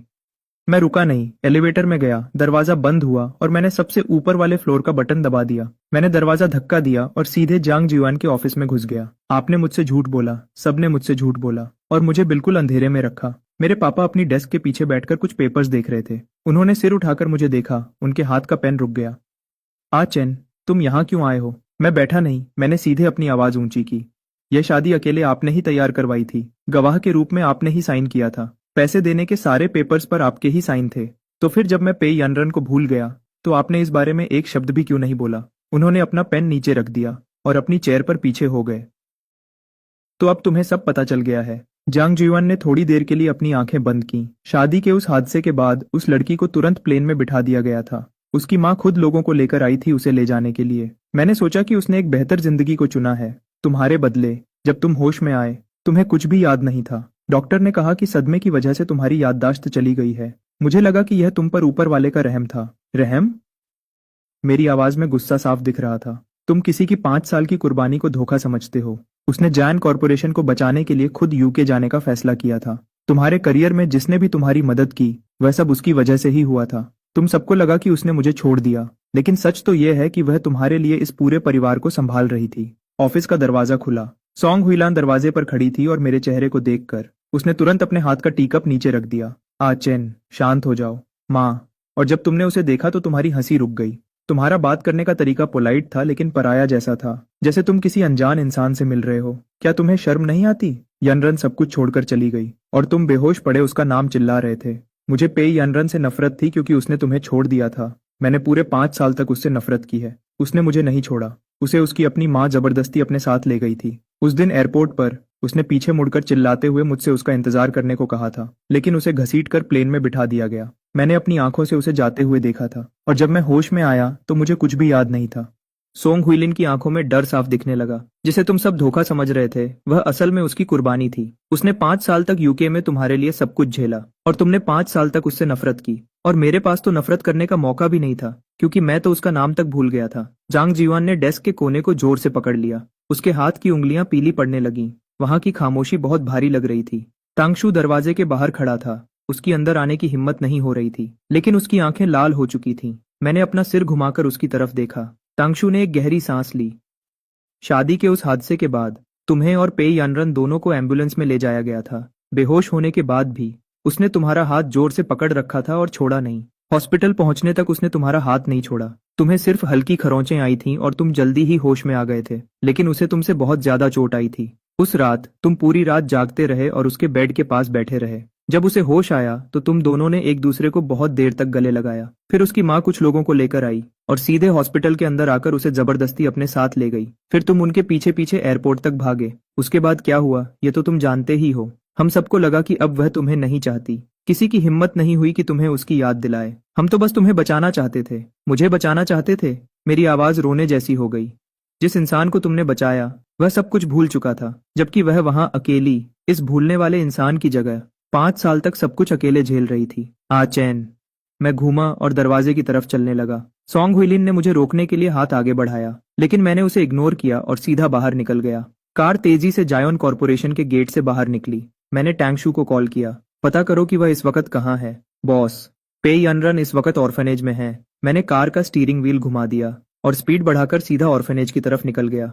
मेरे फोन पर एक मैसेज आया जो टांगचू का था। मैंने उस पर एक नजर डाली और स्क्रीन बंद कर दी। इस वक्त मैं सिर्फ एक ही जगह जाना चाहता था। जब मैंने उसे ऑर्फनेज में ढूंढ लिया तो वह घास पर बैठकर एक छोटी लड़की के बाल बना रही थी। जब उसने मुड़कर मुझे देखा तो एक पल के लिए उसकी स्माइल रुक गई।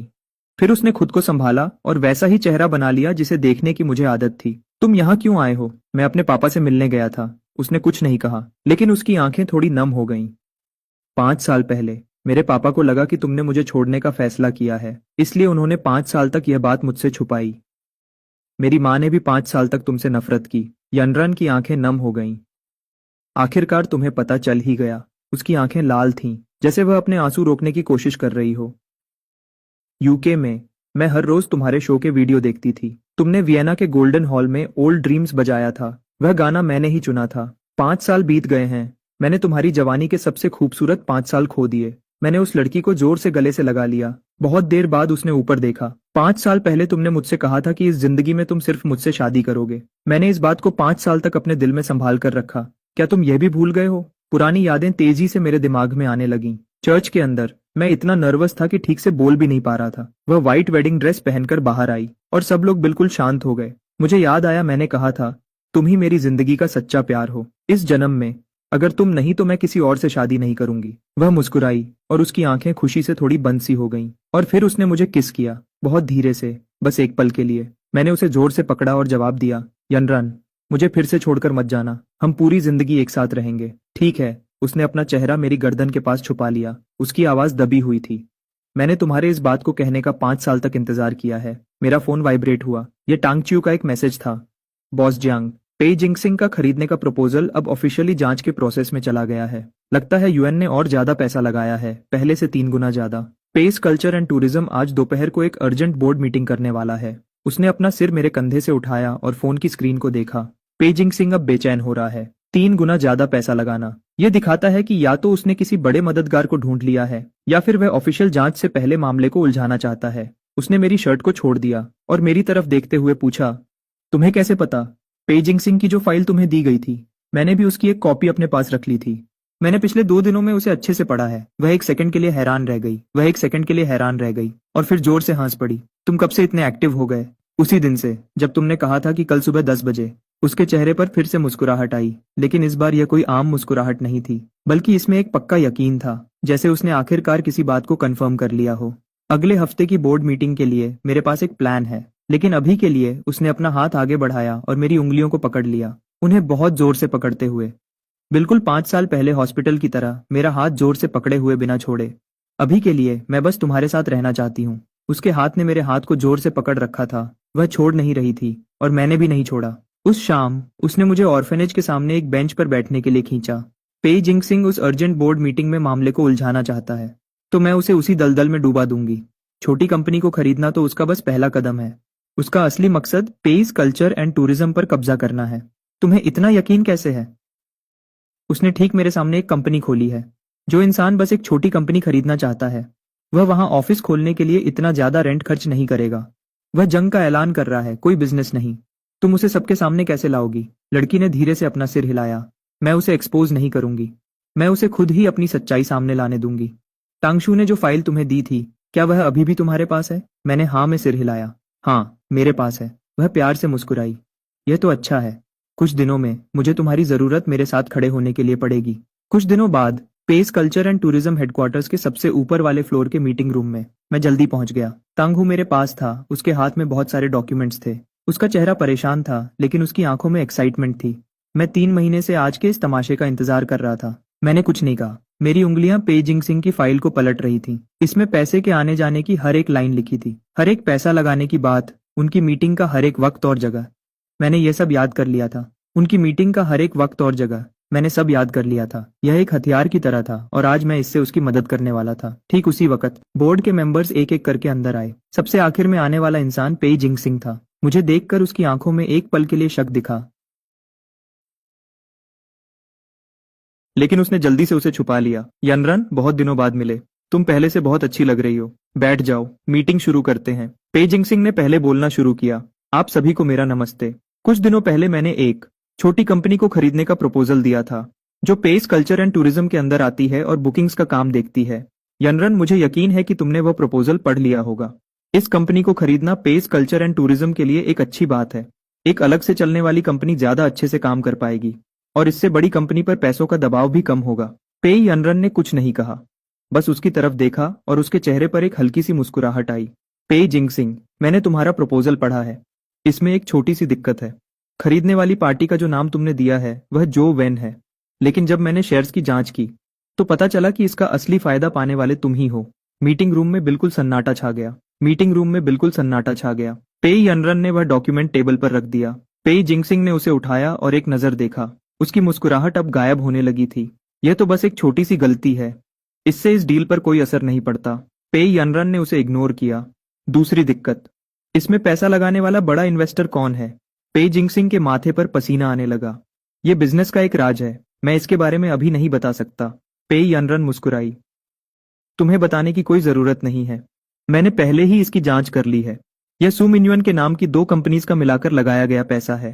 पेई जिंगसिंग के चेहरे का रंग उड़ गया। मीटिंग रूम में बैठे लोग आपस में धीरे धीरे बातें करने लगे। पेई यनरन ने तीसरा डॉक्यूमेंट उठाया। उसकी आवाज अभी भी बिल्कुल शांत थी। तीसरी दिक्कत, आपके प्रपोजल की तीसरी शर्त कहती है कि खरीदने का काम पूरा होने के बाद खरीदार को कंपनी के एसेट्स और बिजनेस के तरीके को बदलने का पूरा हक होगा। इस बदलाव में क्या क्या शामिल है? पेई जिंगसिंग ने कोई जवाब नहीं दिया। मीटिंग रूम में बिल्कुल सन्नाटा छा गया। मैं एक तरफ खड़ा होकर चुपचाप यह सब देख रहा था। वह इस छोटी कंपनी को खरीदना नहीं चाहता था। छोटी कंपनी को खरीदना नहीं चाहता था। वह तो बस उस 15% हिस्से को लेना चाहता था और इस 15% के सहारे पेज कल्चर एंड टूरिज्म पर पूरा कब्जा करना चाहता था। पेई जिंगसिंग अचानक खड़ा हो गया। तुम्हें लगता है कि यह छोटी सी चीज मुझे रोक लेगी? पेई यनरन चेयरमैन की सीट पर बैठी थी। तुम्हें क्या लगता है कि मेरे पास सिर्फ यह 3 डॉक्यूमेंट्स हैं? पेई जिंगसिंग की आंखें अचानक हैरत से छोटी हो गईं। तांग शू ने अपने हाथ के सारे डॉक्यूमेंट्स पेई यनरन के सामने रख दिए। फिर उसने आगे बढ़कर मीटिंग रूम का दरवाजा खोला। दरवाजे के बाहर 2 लोग खड़े थे, एक लॉयर और एक ऑडिटर। पिछले हफ्ते से ही उन्होंने शुरू कर दिया था आपकी कंपनी की पूरी जांच करना। जांच में पैसे के लेन देन में गड़बड़ी मिली है। असली मालिक ने खरीदने की शर्तें छुपाई हैं और गलत तरीके से कब्जा करने की कोशिश की गई है। और एक और बात। वह रुकी और उसने मेरी तरफ देखा। मैं चलकर पेई यनरन के पास गया और पेई जिंगसिंग के चेहरे से मुस्कुराहट बिल्कुल गायब हो गई। जब तुमने मेरे पापा को बोर्ड से निकाला था तब मैंने तुमसे कहा था, आज नहीं तो कल तुम्हें इसकी कीमत चुकानी पड़ेगी। पेई यनरन ने थोड़ा सा मुंह बनाया और गुस्से में बोली, मेरी माँ ने तुम्हारे पापा को बोर्ड से निकाला था क्योंकि उन्होंने कंपनी के $30 मिलियन का गबन किया था। क्योंकि उन्होंने $30 मिलियन का गबन किया और 3 साल तक हिसाब किताब में हेरा फेरी की। तुम्हें सच में लगता है कि तुम्हारे पापा के साथ गलत हुआ था? उनके साथ कुछ गलत नहीं हुआ था। उन्होंने कानून तोड़ा था, इसलिए उन्हें निकाल दिया गया। मेरी माँ ने उन पर कोई पुलिस केस नहीं किया ताकि मेरे अंकल के पास बचने का रास्ता रहे। फिर भी तुम्हें बुरा लगा। तुमने 5 साल तक दुश्मनी पाली और यह सब प्लान किया। तो अब मैं तुम्हें बता रही हूँ, तुमने जो कुछ भी किया वह सब बेकार है। पेई जिंगसिंग की आंखें अचानक हैरत से फट गईं। तुम्हें कैसे पता चला? जब मेरी माँ ने बोर्ड के लोगों को निकाला था, उन्होंने जांच के सारे रिकॉर्ड्स छोड़ दिए थे। मैंने वो सारे रिकॉर्ड्स पढ़े हैं। वह बोर्ड के बाकी लोगों की तरफ मुड़ी। अब सभी लोग देखिए, खरीदने वाली पार्टी, इसका असली मालिक, पेई जिंगसिंग का सच और इस प्रपोजल की सारी कमियां, ये सब अब आपके सामने है। अब आप सब अपना वोट दीजिए। सबसे बुजुर्ग मेंबर ने कहा, इस खरीदारी को रद्द करो और इसकी पूरी जांच शुरू करो। किसी ने इसका विरोध नहीं किया। पेई जिंगसिंग मीटिंग रूम के बीच में खड़ा था, एक टूटे हुए चाकू की तरह। उसके चेहरे पर गुस्सा तो था, लेकिन उसकी ताकत अब खत्म हो चुकी थी। उसने मेरी तरफ देखा, फिर पेई यनरन की तरफ देखा। उसके होंठ हिल रहे थे, पर मुंह से कोई आवाज नहीं निकल रही थी। फिर वह मुड़ा और दरवाजे की तरफ चलने लगा।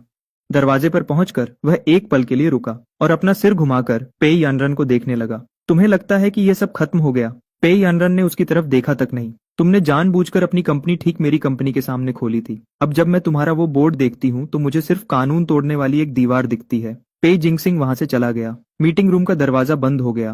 बोर्ड के 7 मेंबर्स पेई यनरन की तरफ देख रहे थे। उनकी आंखों में कुछ ऐसा था जो मैंने पहले कभी नहीं देखा था।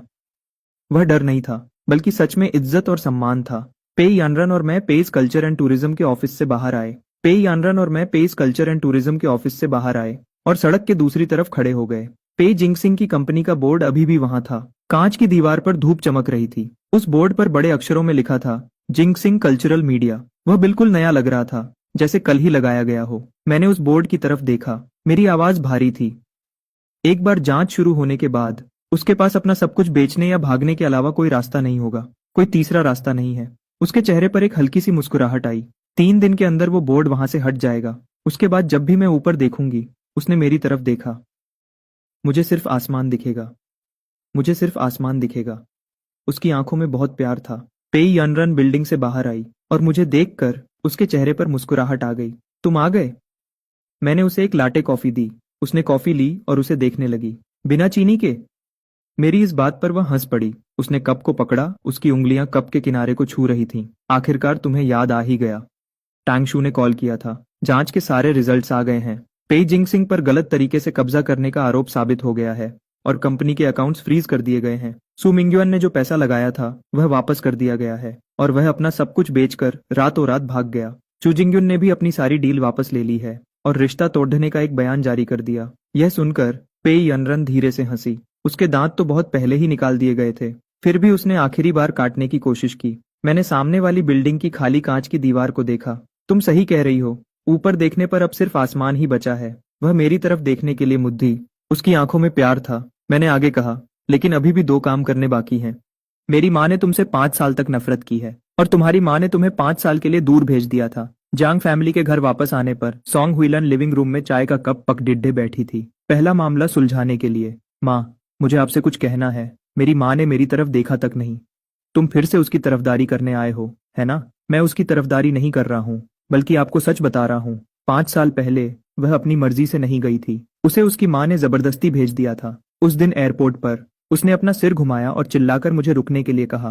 फिर उसे जबरदस्ती प्लेन में ले जाया गया। मैं उसके पीछे भागा और बेहोश हो गया, और जब मेरी आंख खुली तो मुझे कुछ याद नहीं था। सोंग हुइलन का हाथ रुक गया। चाय का कप हवा में ही रुक गया। क्या? मुझे लगा उसने तुम्हें छोड़ दे दिया। इसलिए मैंने 5 साल तक उससे नफरत की। लेकिन उसने मुझे कभी नहीं छोड़ दा। उसने 5 साल तक यूके में जांग फैमिली की सारी जिम्मेदारी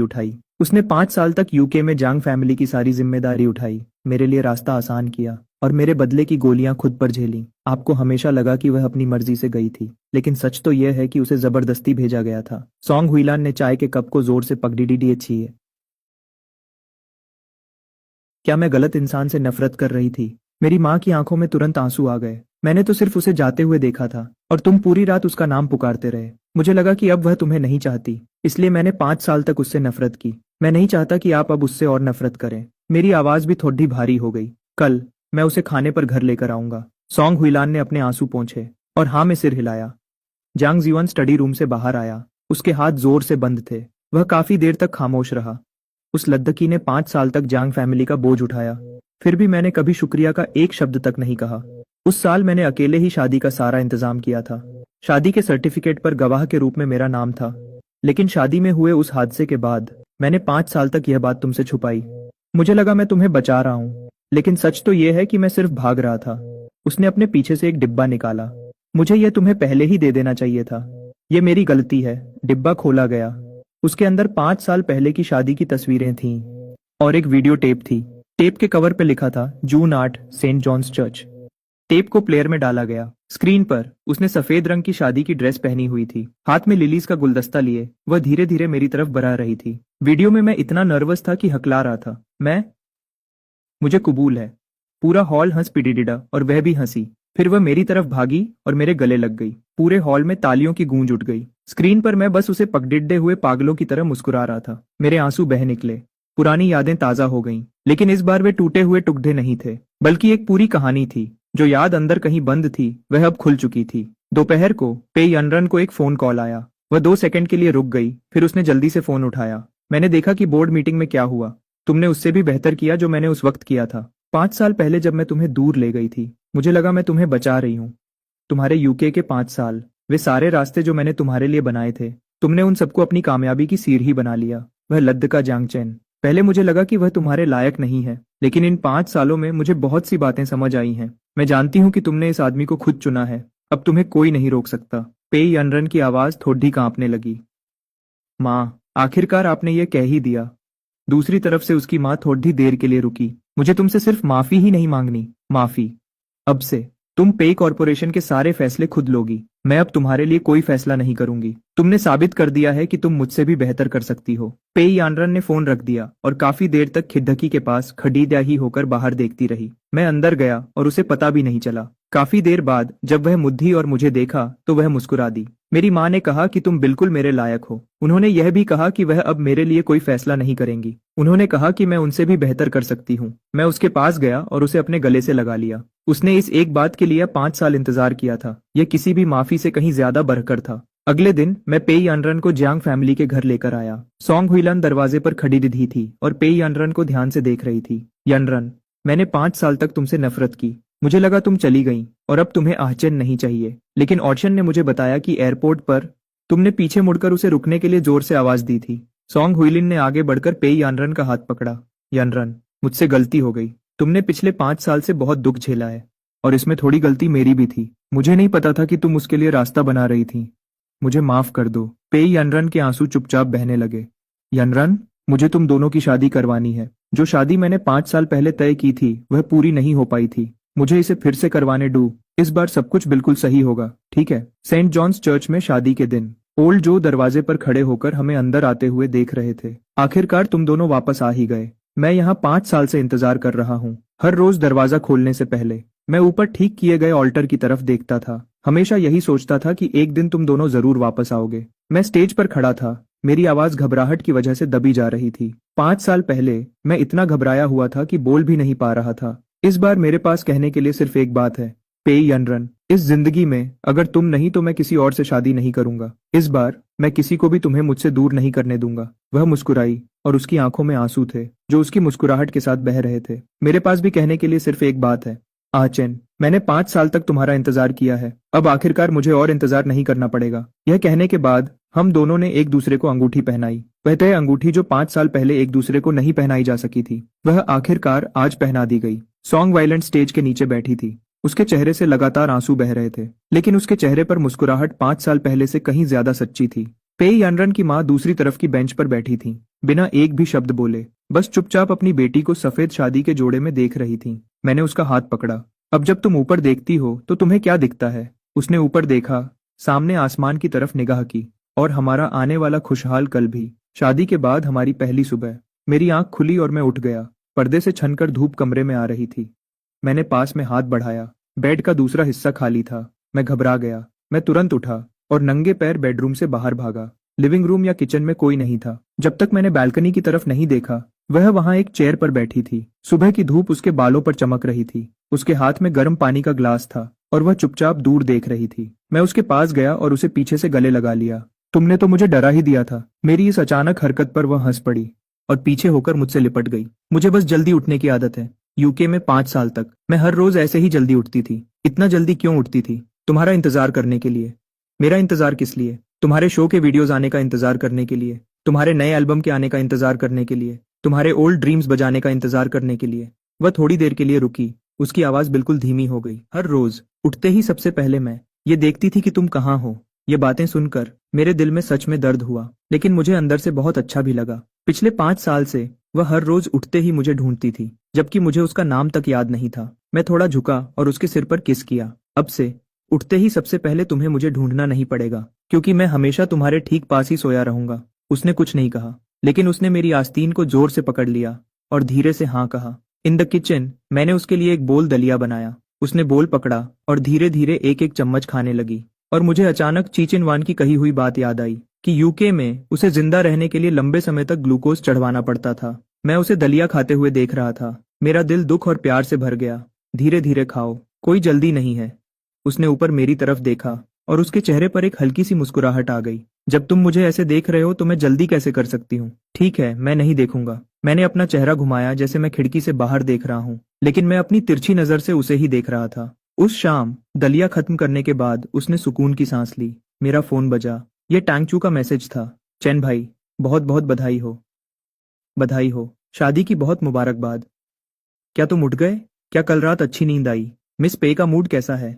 तुम दोनों ने नाश्ते में क्या खाया? मैंने एक भी मैसेज का जवाब नहीं दिया। अगला मैसेज तुरंत बाद आया। ठीक है बॉस जांग, अगले वेंसडे को आपका एक और परफॉर्मेंस है शंजन में। बेडीडी बेटी पेई ने पहले ही 3 साल के लिए आपका पूरा स्केड्यूल बुक कर लिया था। अब जब आप दोनों की शादी हो गई है तो क्या इस परफॉर्मेंस स्केड्यूल में कोई बदलाव करना है? मैंने फोन पेई यानरन को दे दिया। तुमने 3 साल के लिए मेरे सारे परफॉर्मेंसेस बुक किए हैं। अब हम क्या करें? उसने मैसेज की तरफ देखा और हंस पुडीडेची, तुम्हारी पत्नी ने तुम्हारे शोज के लिए पैसे दिए हैं? क्या तुम पैसे वापस मांग रहे हो? मैंने मजबूरी में कहा। तो क्या अब मैं ऐसे ही तुम्हारे सहारे रहूंगा? उसने अपनी आईब्राउ उठाकर मेरी तरफ देखा। उसकी आंखों में एक हल्की सी शरारत थी। पहले मैंने तुमसे ओल्ड ड्रीम्स बजवाने के लिए 5.2 मिलियन युआन खर्च किए थे। अब मैंने पूरे 3 साल के लिए तुम्हारे साथ कॉन्ट्रैक्ट कर लिया है। बताओ, ये अच्छी डील है या नहीं? 3 साल में टोटल कितने शोज हैं? उसने अपने दिमाग में हिसाब लगाया। लगभग 40 से ज्यादा शोज, हर शो के हिसाब से $150,000 से भी कम। तुम्हारी बुकिंग फीस बरच गई है, लेकिन मैंने पहले ही खरीद लिया था। Early bird price. तुमने ये बिजनेस की बातें कब से सीख ली? यूके में सीखी थी। और कहाँ? मुझे एक कंपनी चलानी थी, इसलिए मुझे हिसाब लगाना सीखना पिडिड्डा। वह एक पल के लिए रुकी, उसकी आवाज़ नर्म हो गई। लेकिन मैंने खुद उन सारे परफॉर्मेंसेस को चुना था, हर स्टेज की जगह से लेकर हर एक गाने की लिस्ट तक, यहाँ तक कि ऑडियंस के बैठने की जगह तक। मैंने सब कुछ खुद चेक किया था। तुमने सब खुद चेक किया था? हाँ, जब मैं यूके में थी, हर परफॉर्मेंस से पहले मुझे वहाँ की एक रिपोर्ट मिलती थी, ये चेक करने के लिए कि साउंड सिस्टम, लाइटिंग और सेफ्टी का सब इंतजाम ठीक है या नहीं। मेरे साइन करने से पहले उसने मेरी तरफ देखा, उसकी आवाज़ फिर से हल्की हो गई। मैं तुम्हारे साथ स्टेज पर तो नहीं जा सकती थी, लेकिन मैं ये ध्यान रख सकती थी कि जब तुम स्टेज पे खड़े हो तो तुम्हारे आसपास की हर चीज बिल्कुल परफेक्ट हो। पिछले 3 साल में 40 से ज्यादा परफॉर्मेंसेस। मुझे लगा कि ये सब किस्मत की वजह से था, लेकिन पता चला कि हर स्टेज के पीछे कोई मेरे लिए लाइट की एक एक केबल चेक कर रहा था, स्पीकर्स का एक एक स्क्रू चेक कर रहा था। तो तुम उस वक्त मुझसे मिलने क्यों नहीं आई? उसने अपना हाथ आगे बढ़ाया और मेरे चेहरे को प्यार से छुआ। उस वक्त मेरी माँ तुम्हें नहीं समझती थी। जंग फैमिली की मदद करने के लिए उनकी एक शर्त थी कि मुझे तुमसे मिलने की इजाजत नहीं होगी। मेरा दिल भर आया और मैंने उस लद्दकी को कस के गले से लगा लिया। ठीक उसी वक्त टैंगचू का एक और मैसेज आया। बॉस जंग, प्लीज मुझे जवाब दो। अपने सपनों की दुनिया से बाहर आओ। मुझे बताओ कि शंजन वाला शो हो रहा है या नहीं। पेई यनरन ने मेरा फोन ले लिया और सीधा एक वॉइस मैसेज भेजा। शंजन वाला शो बिल्कुल नॉर्मल तरीके से होगा और अगले महीने से सारे परफॉर्मेंस कॉन्ट्रैक्ट्स हम दोनों के नाम पर होंगे। जंगचेन की फीस पहले जितनी ही रहेगी। पेज एंटरटेनमेंट अब अलग से काम नहीं करेगा, बल्कि सीधा जंगचेन स्टूडियो के साथ साइन करेगा। तांगशू ने तुरंत जवाब दिया, समझ गया। बेटी बेटी पेई बहुत समझदार है। अब मैं आप दोनों नए नए शादीशुदा लोगों को परेशान नहीं करूंगा। पेई यनरन ने फोन मुझे वापस दे दिया। उसके चेहरे पर एक मुस्कान आई। तुम्हारा असिस्टेंट काफी मजेदार है, ही बस बातें थोड़ी ज्यादा करता है, लेकिन काम के मामले में वह काफी भरोसेमंद है। मुझे पता है, वरना मैं उसे तुम्हारे पास रहने ही नहीं देती। तुमने ही टांगच्यू को मेरे पास भेजा था। उसने सीधा जवाब नहीं दिया, बस इतना कहा, क्या तुम्हें लगता है कि एक आम म्यूजिक स्टूडेंट जो एक छोटे से पब से निकलकर सीधा बेडी डीढे इंटरनेशनल स्टेज पर पहुंच गया, उसने यह सब अकेले ही कर लिया? पता चला कि मेरी हर कामयाबी के पीछे वही थी। चलो, हम कहीं जा रहे हैं। कहाँ? ऑर्फनेज। ऑर्फनेज के गेट पर दो छोटी वाली एक छोटी लडी डिडकी सबसे पहले भागकर आई। उसने पेई अनरन के पैर को पगडीडी डेच लिया, फिर बड्डद्दी बड्डद्दी आंखों से मेरी तरफ देखा। दीदी, यह अंकल कौन है? पेई अनरन नीचे बैठी और लद्दद्दकी के सिर पर हाथ फेरा। यह मेरे पति हैं। छोटी लद्दद्दकी और भी हैरान हो गई। पति मतलब आपकी शादी हो गई? हाँ, शादी हो गई। छोटी लड्डकी ने पेई अनरन को देखा, फिर मेरी तरफ देखा, फिर अपना सिर थोड़ा टेढ़ा करके पूछा, दीदी, आपके बाल इतने सफेद क्यों हैं? पेई अनरन एक पल के लिए रुक गई और उसके पास खड्डे खड्डे। मेरा दिल बैठ गया। उसने मुस्कुराकर जवाब दिया, क्योंकि मैंने किसी का बहुत लंबा इंतजार किया है, इसलिए फिक्र करते करते मेरे बाल सफेद हो गए। छोटी लड्डकी ने बड़ी समझदारी से कहा, तो अब से आपको और इंतजार करने की जरूरत नहीं है। वह तो पहले से ही आपके पास हैं, तो आपके बाल फिर से काले हो जाएंगे ना? शायद ये मेरे बाल फिर से काले करने में मेरी मदद करेंगे। फिर तो काले होने के बाद ये सच में बहुत सुंदर लगेंगे। मैं नीचे बैठा और उस छोटी लड्डकी की आंखों में देखा।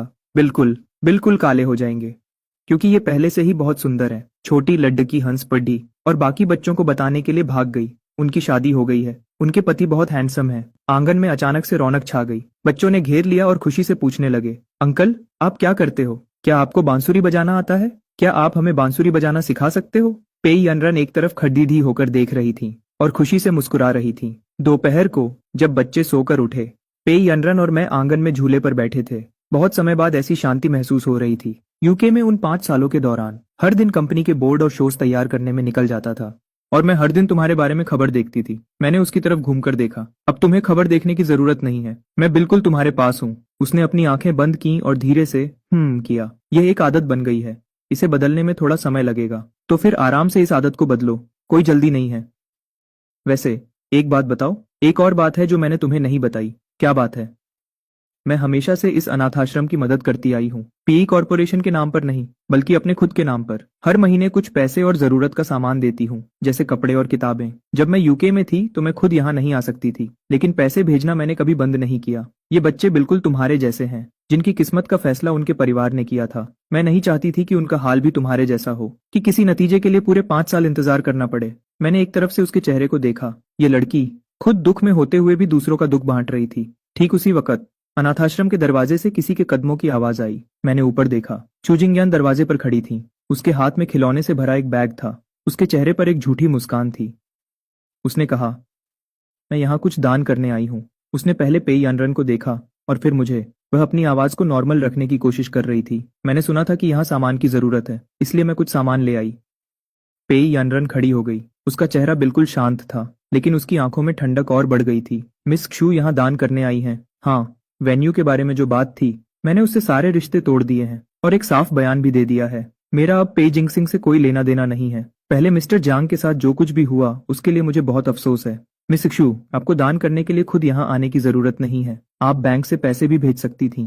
क्या आप खुद यहाँ अपनी सच्चाई दिखाने आई हैं, या आप चाहती थीं कि जांगचेन उन कफलिंग्स को देखे? मैं कोई दुश्मनी नहीं रख रही हूँ। जो आपने पे जिंगसिंग के साथ मिलकर किया था, उसे मैंने पहले ही संभाल लिया है, और जो बयान आपने दिया है मैंने वह भी देख लिया है। लेकिन मिस इक्शु, दान करना कोई दिखावा नहीं होता। आपका यहाँ खिलौनों का बैग लेकर खड़े होना, इसे भलाई नहीं कहते, इसे नाटक करना कहते हैं।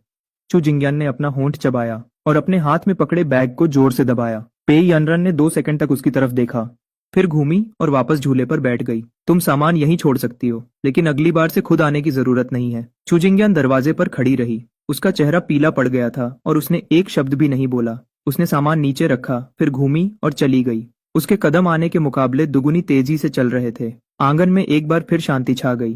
पेई यनरन वापस अपने पुराने शांत रूप में आ गई थी। वह राय अब दूसरी बार नहीं आएगी। जो तुमने अभी कहा वह तो बोर्ड मीटिंग से भी ज्यादा सख्त था। बोर्ड मीटिंग एक लड़ाई लड़ने जैसा था, और यह उस लड़ाई के बाद मैदान को साफ करना है। क्या मैदान साफ करना हमेशा इतना जरूरी होता है? हाँ, यह बहुत जरूरी है। अगर मैदान को ठीक से साफ न किया जाए तो लोगों को हमेशा लगेगा कि उनके पास अभी भी एक मौका है। उसके पास अब कोई मौका नहीं है। इसलिए नहीं जो तुमने कहा, बल्कि इसलिए क्योंकि मैंने तुम्हें चुना है। उसने मेरी तरफ देखा और एक पल के लिए उसकी आंखें नर्म हो गईं। हाँ, मुझे पता है। लेकिन उसके चेहरे पर एक हल्की सी मुस्कान आ गई। वापस आते वक्त पेई यनरन ने अचानक अपना माथा सिकोड़ा। मैंने तुरंत उसकी तरफ देखा। क्या हुआ? उसने अपना हाथ बढ़ाया और अपना पेट पकड़ लिया। मुझे थोड़ा अजीब लग रहा है। कोई बात नहीं, शायद मैंने आज कुछ ज्यादा ही मीठा खा लिया। कौन सा मीठा? मैंने घबरा कर कहा। उसमें तो कोई मीठा नहीं था। उसने मुझे घूरा। दलिया नहीं, तुम हो। तुम इतने मीठे हो कि मेरा पेट इसे झेल नहीं पा रहा। मैं उसकी इस बात से बिल्कुल हैरान रह गया। मेरे दिल की धड़कन तेज हो गई और फिर मैं जोर से हंस पड़ा। पेई यनरन, तुमने ऐसी बातें करना कब से सीख लिया? उसने अपनी आंखें बंद की और कहा, जब मैं यूके में अकेली थी तब मैंने खुद ही इसकी प्रैक्टिस की थी। मैंने कोई जवाब नहीं दिया, बस अपना हाथ आगे बढ़ाया और उसके पेट को धीरे से सहलाने लगा। मेरे धीरे से सहलाने पर उसे थोड़ा दर्द हुआ। थोड़ा धीरे। मैंने अपना हाथ और हल्का कर दिया। तुम्हारे पेट का यह दर्द कब पूरी तरह ठीक होगा? उसने सीधा जवाब नहीं दिया। यह पिछले साल से बहुत बेहतर है। पिछले साल तो एक ब्रेड का टुकड़ा खाने पर भी मुझे उल्टी हो जाती थी। अब एक कटोरी दलिया खा पाना ही मेरे लिए बहुत बड़ी बात है। पिछले साल एक टुकड़ा ब्रेड खाने के बाद भी उल्टी हो जाती थी। मेरा दिल बहुत दुखा। वो कैसे दिन थे?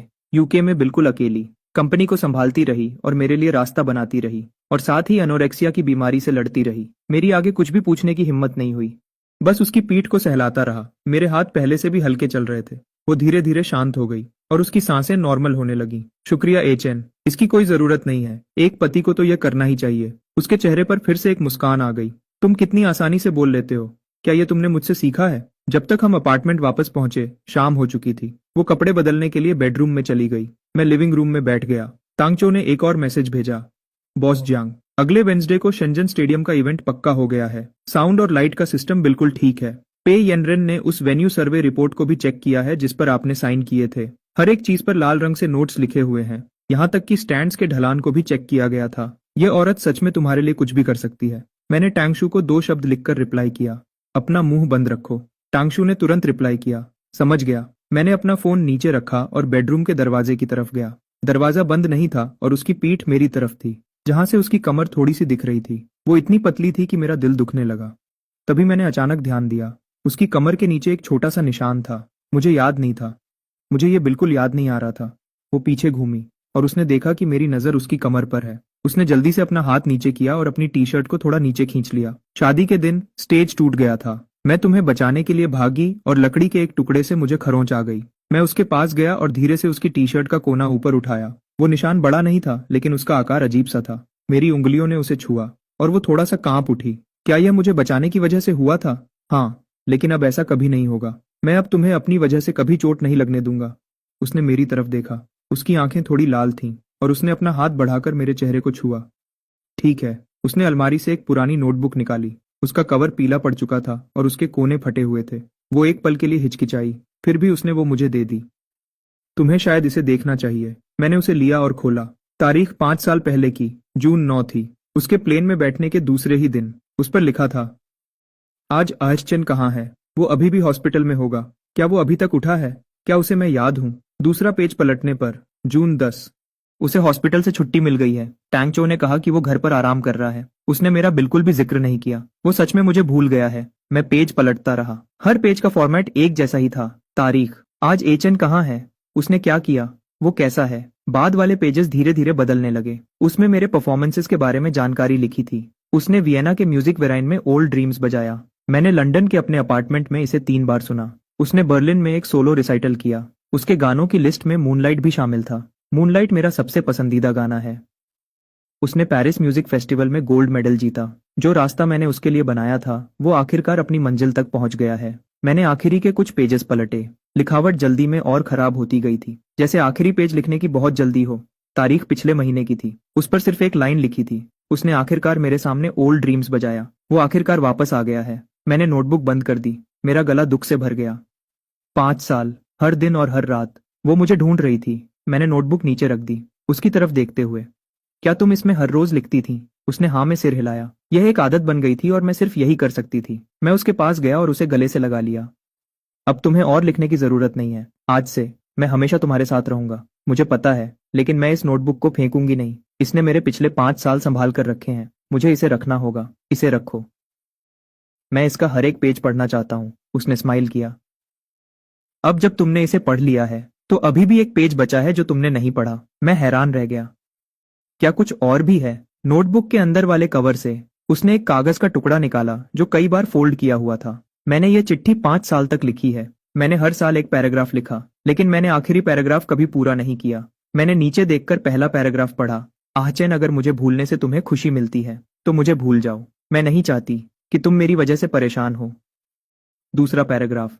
आहचैन, अगर तुम्हें मैं याद हूं तो मुझे ढूंढने आओ। मैं जिंग सिटी में हूँ, पेस कल्चर एंड टूरिज्म में, या फिर उस अनाथश्रम में, हर उस जगह जहां तुम मुझे देख सकते हो। तीसरा पैराग्राफ।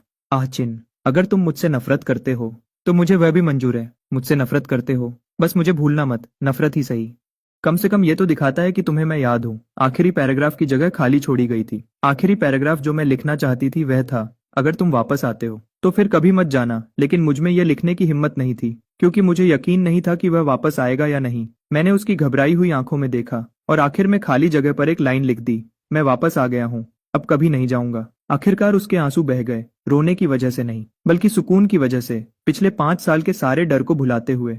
ऑक्शन, अब जब तुमने ये लिख दिया है तो इसे मिटाना मत। मैं इसे नहीं मिटाऊंगा। अगर मैंने कुछ भी मिटाया तो मैं इसका हर्जाना दूंगा। आंसुओं का हर्जाना नहीं दिया जा सकता, इसकी कीमत बहुत ज्यादा है। मैंने उसे जोर से गले लगा लिया। तो फिर मुझे इसे मिटाने पर मजबूर मत करना। उसने भी मुझे गले लगा लिया। खिड़की के बाहर शाम हो चुकी थी, लेकिन कमरे की लाइट्स अभी भी जली हुई थीं। लाइट के नीचे उसके सफेद बाल ऐसे लग रहे थे जैसे उसके कंधों पर चांदनी बिखरी हो। मैंने उसे देखा और अपने मन में सोचा, सफेद बाल भी ठीक है, काले बाल भी ठीक है, वह निशान भी ठीक है। डायरी हो या अधूरा खत, इससे कोई फर्क नहीं पड़ता। ये सब इस बात का सबूत है कि उसने मेरा इंतजार किया, और अब आखिरकार मेरे पास ये हक है कि मैं खुद इस सबूत को हसीन यादों में बदल सकूं। लिविंग रूम में वापस आकर मेरा फोन फिर से बजा। यह टैंगचू का एक मैसेज था। बॉस, पेजिंग सिंह की कंपनी बंद हो गई है, लेकिन उसके पास अभी भी एक ऐसा बैंक अकाउंट है जिसका पता नहीं लगाया जा सकता। आखिरी बार पैसे जिंग सिटी में ट्रांसफर किए गए हैं। हमें अभी तक पैसे पाने वाले का पता नहीं चला है, लेकिन वह रकम एक नई कंपनी शुरू करने के लिए काफी है। मैंने इस मैसेज को देखा और मेरी परेशानी थोड़ी बढ़ गई। पेजिंग सिंह के पास अभी भी एक बैकअप प्लान था। मेरा चेहरा देखकर पे यानरान ने पूछा, क्या हुआ? पेजिंग सिंह शायद अभी पूरी तरह से खत्म नहीं हुआ है। मैंने उसे अपना फोन दे दिया। उसने मैसेज पर एक नजर डाली और उसके चेहरे पर एक हल्की सी मुस्कान आई। तो उसे आने दो। वह मेरे कंधे पर सर रखकर बैठ गई। उसकी आवाज बिल्कुल शांत थी। वैसे भी अब तुम मेरे साथ हो। लेकिन उसकी उंगलियों ने मेरी स्लीव को जोर से पकड़ रखा था, जैसे वह मुझे छोड़ना नहीं चाहती थी। पेजिंग सिंह के बैंक ट्रांसफर का 3 दिन बाद चीचिंगवोन ने पता लगा लिया। पैसे पाने वाली एक नकली कंपनी थी, लेकिन पे यानरन उससे भी ज्यादा तेज निकली। पैसे आने से एक दिन पहले ही उसने अपने लॉयर से कहकर उस अकाउंट को फ्रीज करवा दिया। इससे पहले कि पेजिंग सिंह अपनी आखिरी चाल चलता, उसका रास्ता पहले ही बंद कर दिया गया था। चूजिंगयुन मेरे दोस्तों और जान पहचान के लोगों से दूर हो गई। मैंने वो कफलिंग्स नहीं पहने, लेकिन मैंने उन्हें फेंका भी नहीं। जब पे यानरन ने उस वेलवेट बॉक्स को देखा तो उसने बस एक बात कही, इन्हें बाद के लिए रख लो। इसे उसकी तरफ से तुम्हारे लिए आखिरी तोहफा समझ लो। तुम्हें उसकी दी हुई चीजों से कोई ऐतराज नहीं है? वह मुस्कुराई। उस वक्त फूलों को कुचलना तुम्हारे लिए लड़ना था। अब लड़ने की कोई जरूरत नहीं है। तुम अब मेरे पति हो। अब लड़ने के लिए बचा ही क्या है? 1 महीने बाद तांक्यू को आखिरकार पूरी सच्चाई पता चल गई। सच्चाई जानने के बाद वह हैरान होकर बोला, तो पिछले 5 साल में मेरी तरक्की और सैलरी का बढ़ना, वह सब भी बड़ी मालकिन पेई ने ही अप्रूव किया था। मैं अपनी हंसी नहीं रोक पाया। हाँ हाँ हाँ, आखिरकार तुम्हें पता चल ही गया कि तुम्हारा असली बॉस कौन है। आधे साल बाद पेई यानरन पूरे शरीर के चेकअप के लिए गई। उसकी तबीयत पहले से बहुत बेहतर थी। उसे बस इसी तरह अपना ध्यान रखना था। जब वह रिपोर्ट लेकर वापस आई तो उसका चेहरा बिल्कुल शांत था, लेकिन मैंने फिर भी उसे चुपके से चैन की सांस लेते हुए देखा। जिस दिन मदर पेइजिंग सिटी आई, पेई यानरन खुद उन्हें लेने एयरपोर्ट गईं। 5 साल पहले उन्होंने खुद अपनी बेटी को प्लेन में बिठाकर भेजा था। 5 साल बाद वह खुद फ्लाइट से आईं, एग्जिट पर खड़ी हुईं और अपनी बेटी को देखा। उनकी आंखें नम हो गईं। यानरन, मुझे तुमसे सिर्फ माफी ही नहीं मांगनी है। मदर पेई ने अपना हाथ आगे बढ़ाया। पेई यानरन 2 सेकंड के लिए हिचकिचाई और फिर उनका हाथ पकड़ लिया। शाम के वक्त हम बालकनी में बैठे थे। उसके हाथों में वह पुरानी नोटबुक थी। आखिरी पेज जिस पर मैंने लिखा था, वह लाइन अभी भी वहां थी, मैं वापस आ गया हूँ, अब कभी नहीं जाऊंगा। उसने वह पेज खोला, उसकी उंगलियां थोड़ी देर रुकीं और फिर वह मुस्कुरा दी। तुम्हारी हैंडराइटिंग सच में बहुत खराब है। दूर से एक बांसुरी की आवाज गूंजी। ये वही स्पीकर था जिसे मैंने बंद नहीं किया था। 3 महीने बाद पेई यानरन के सफेद बाल फिर से काले होने लगे थे। मदर पेई ने पहली बार खुद मुझे खाने पर बुलाया। खाने के बीच में उन्होंने कहा, यह बच्चा अब से पेई परिवार का आधा हिस्सा है। पेई यानरन हैरान रह गई। मैंने तुरंत बीच में बोला, आंटी, यह मैं हूँ। अब मैं पूरी तरह से पेई फैमिली का हिस्सा हूँ। मुझे वह दिन याद है जब मैंने प्रपोज किया था। उस दिन मैंने उसका सबसे पसंदीदा म्यूजिक मूनलाइट बजाया, बिल्कुल वैसे ही लाइटिंग और ताजा फूलों के साथ जैसे 5 साल पहले था। बस इस बार प्रपोज करने वाला मैं था। पेई यानरन मुझे फूल देने के लिए स्टेज पर आई। मैंने फूल नहीं लिए। मैं तुरंत एक घुटने पर बैठ गया। 5 साल पहले तुमने मुझे बचाया था, अब से तुम्हें बचाने की बारी मेरी है। यानरन, क्या तुम मुझसे शादी करोगी? उसकी आंखों में आंसू आ गए। उसका गला भर आया और उसने हाँ में सिर हिला दिया। फिर वह नीचे झुकी और उसने मुझे किस किया।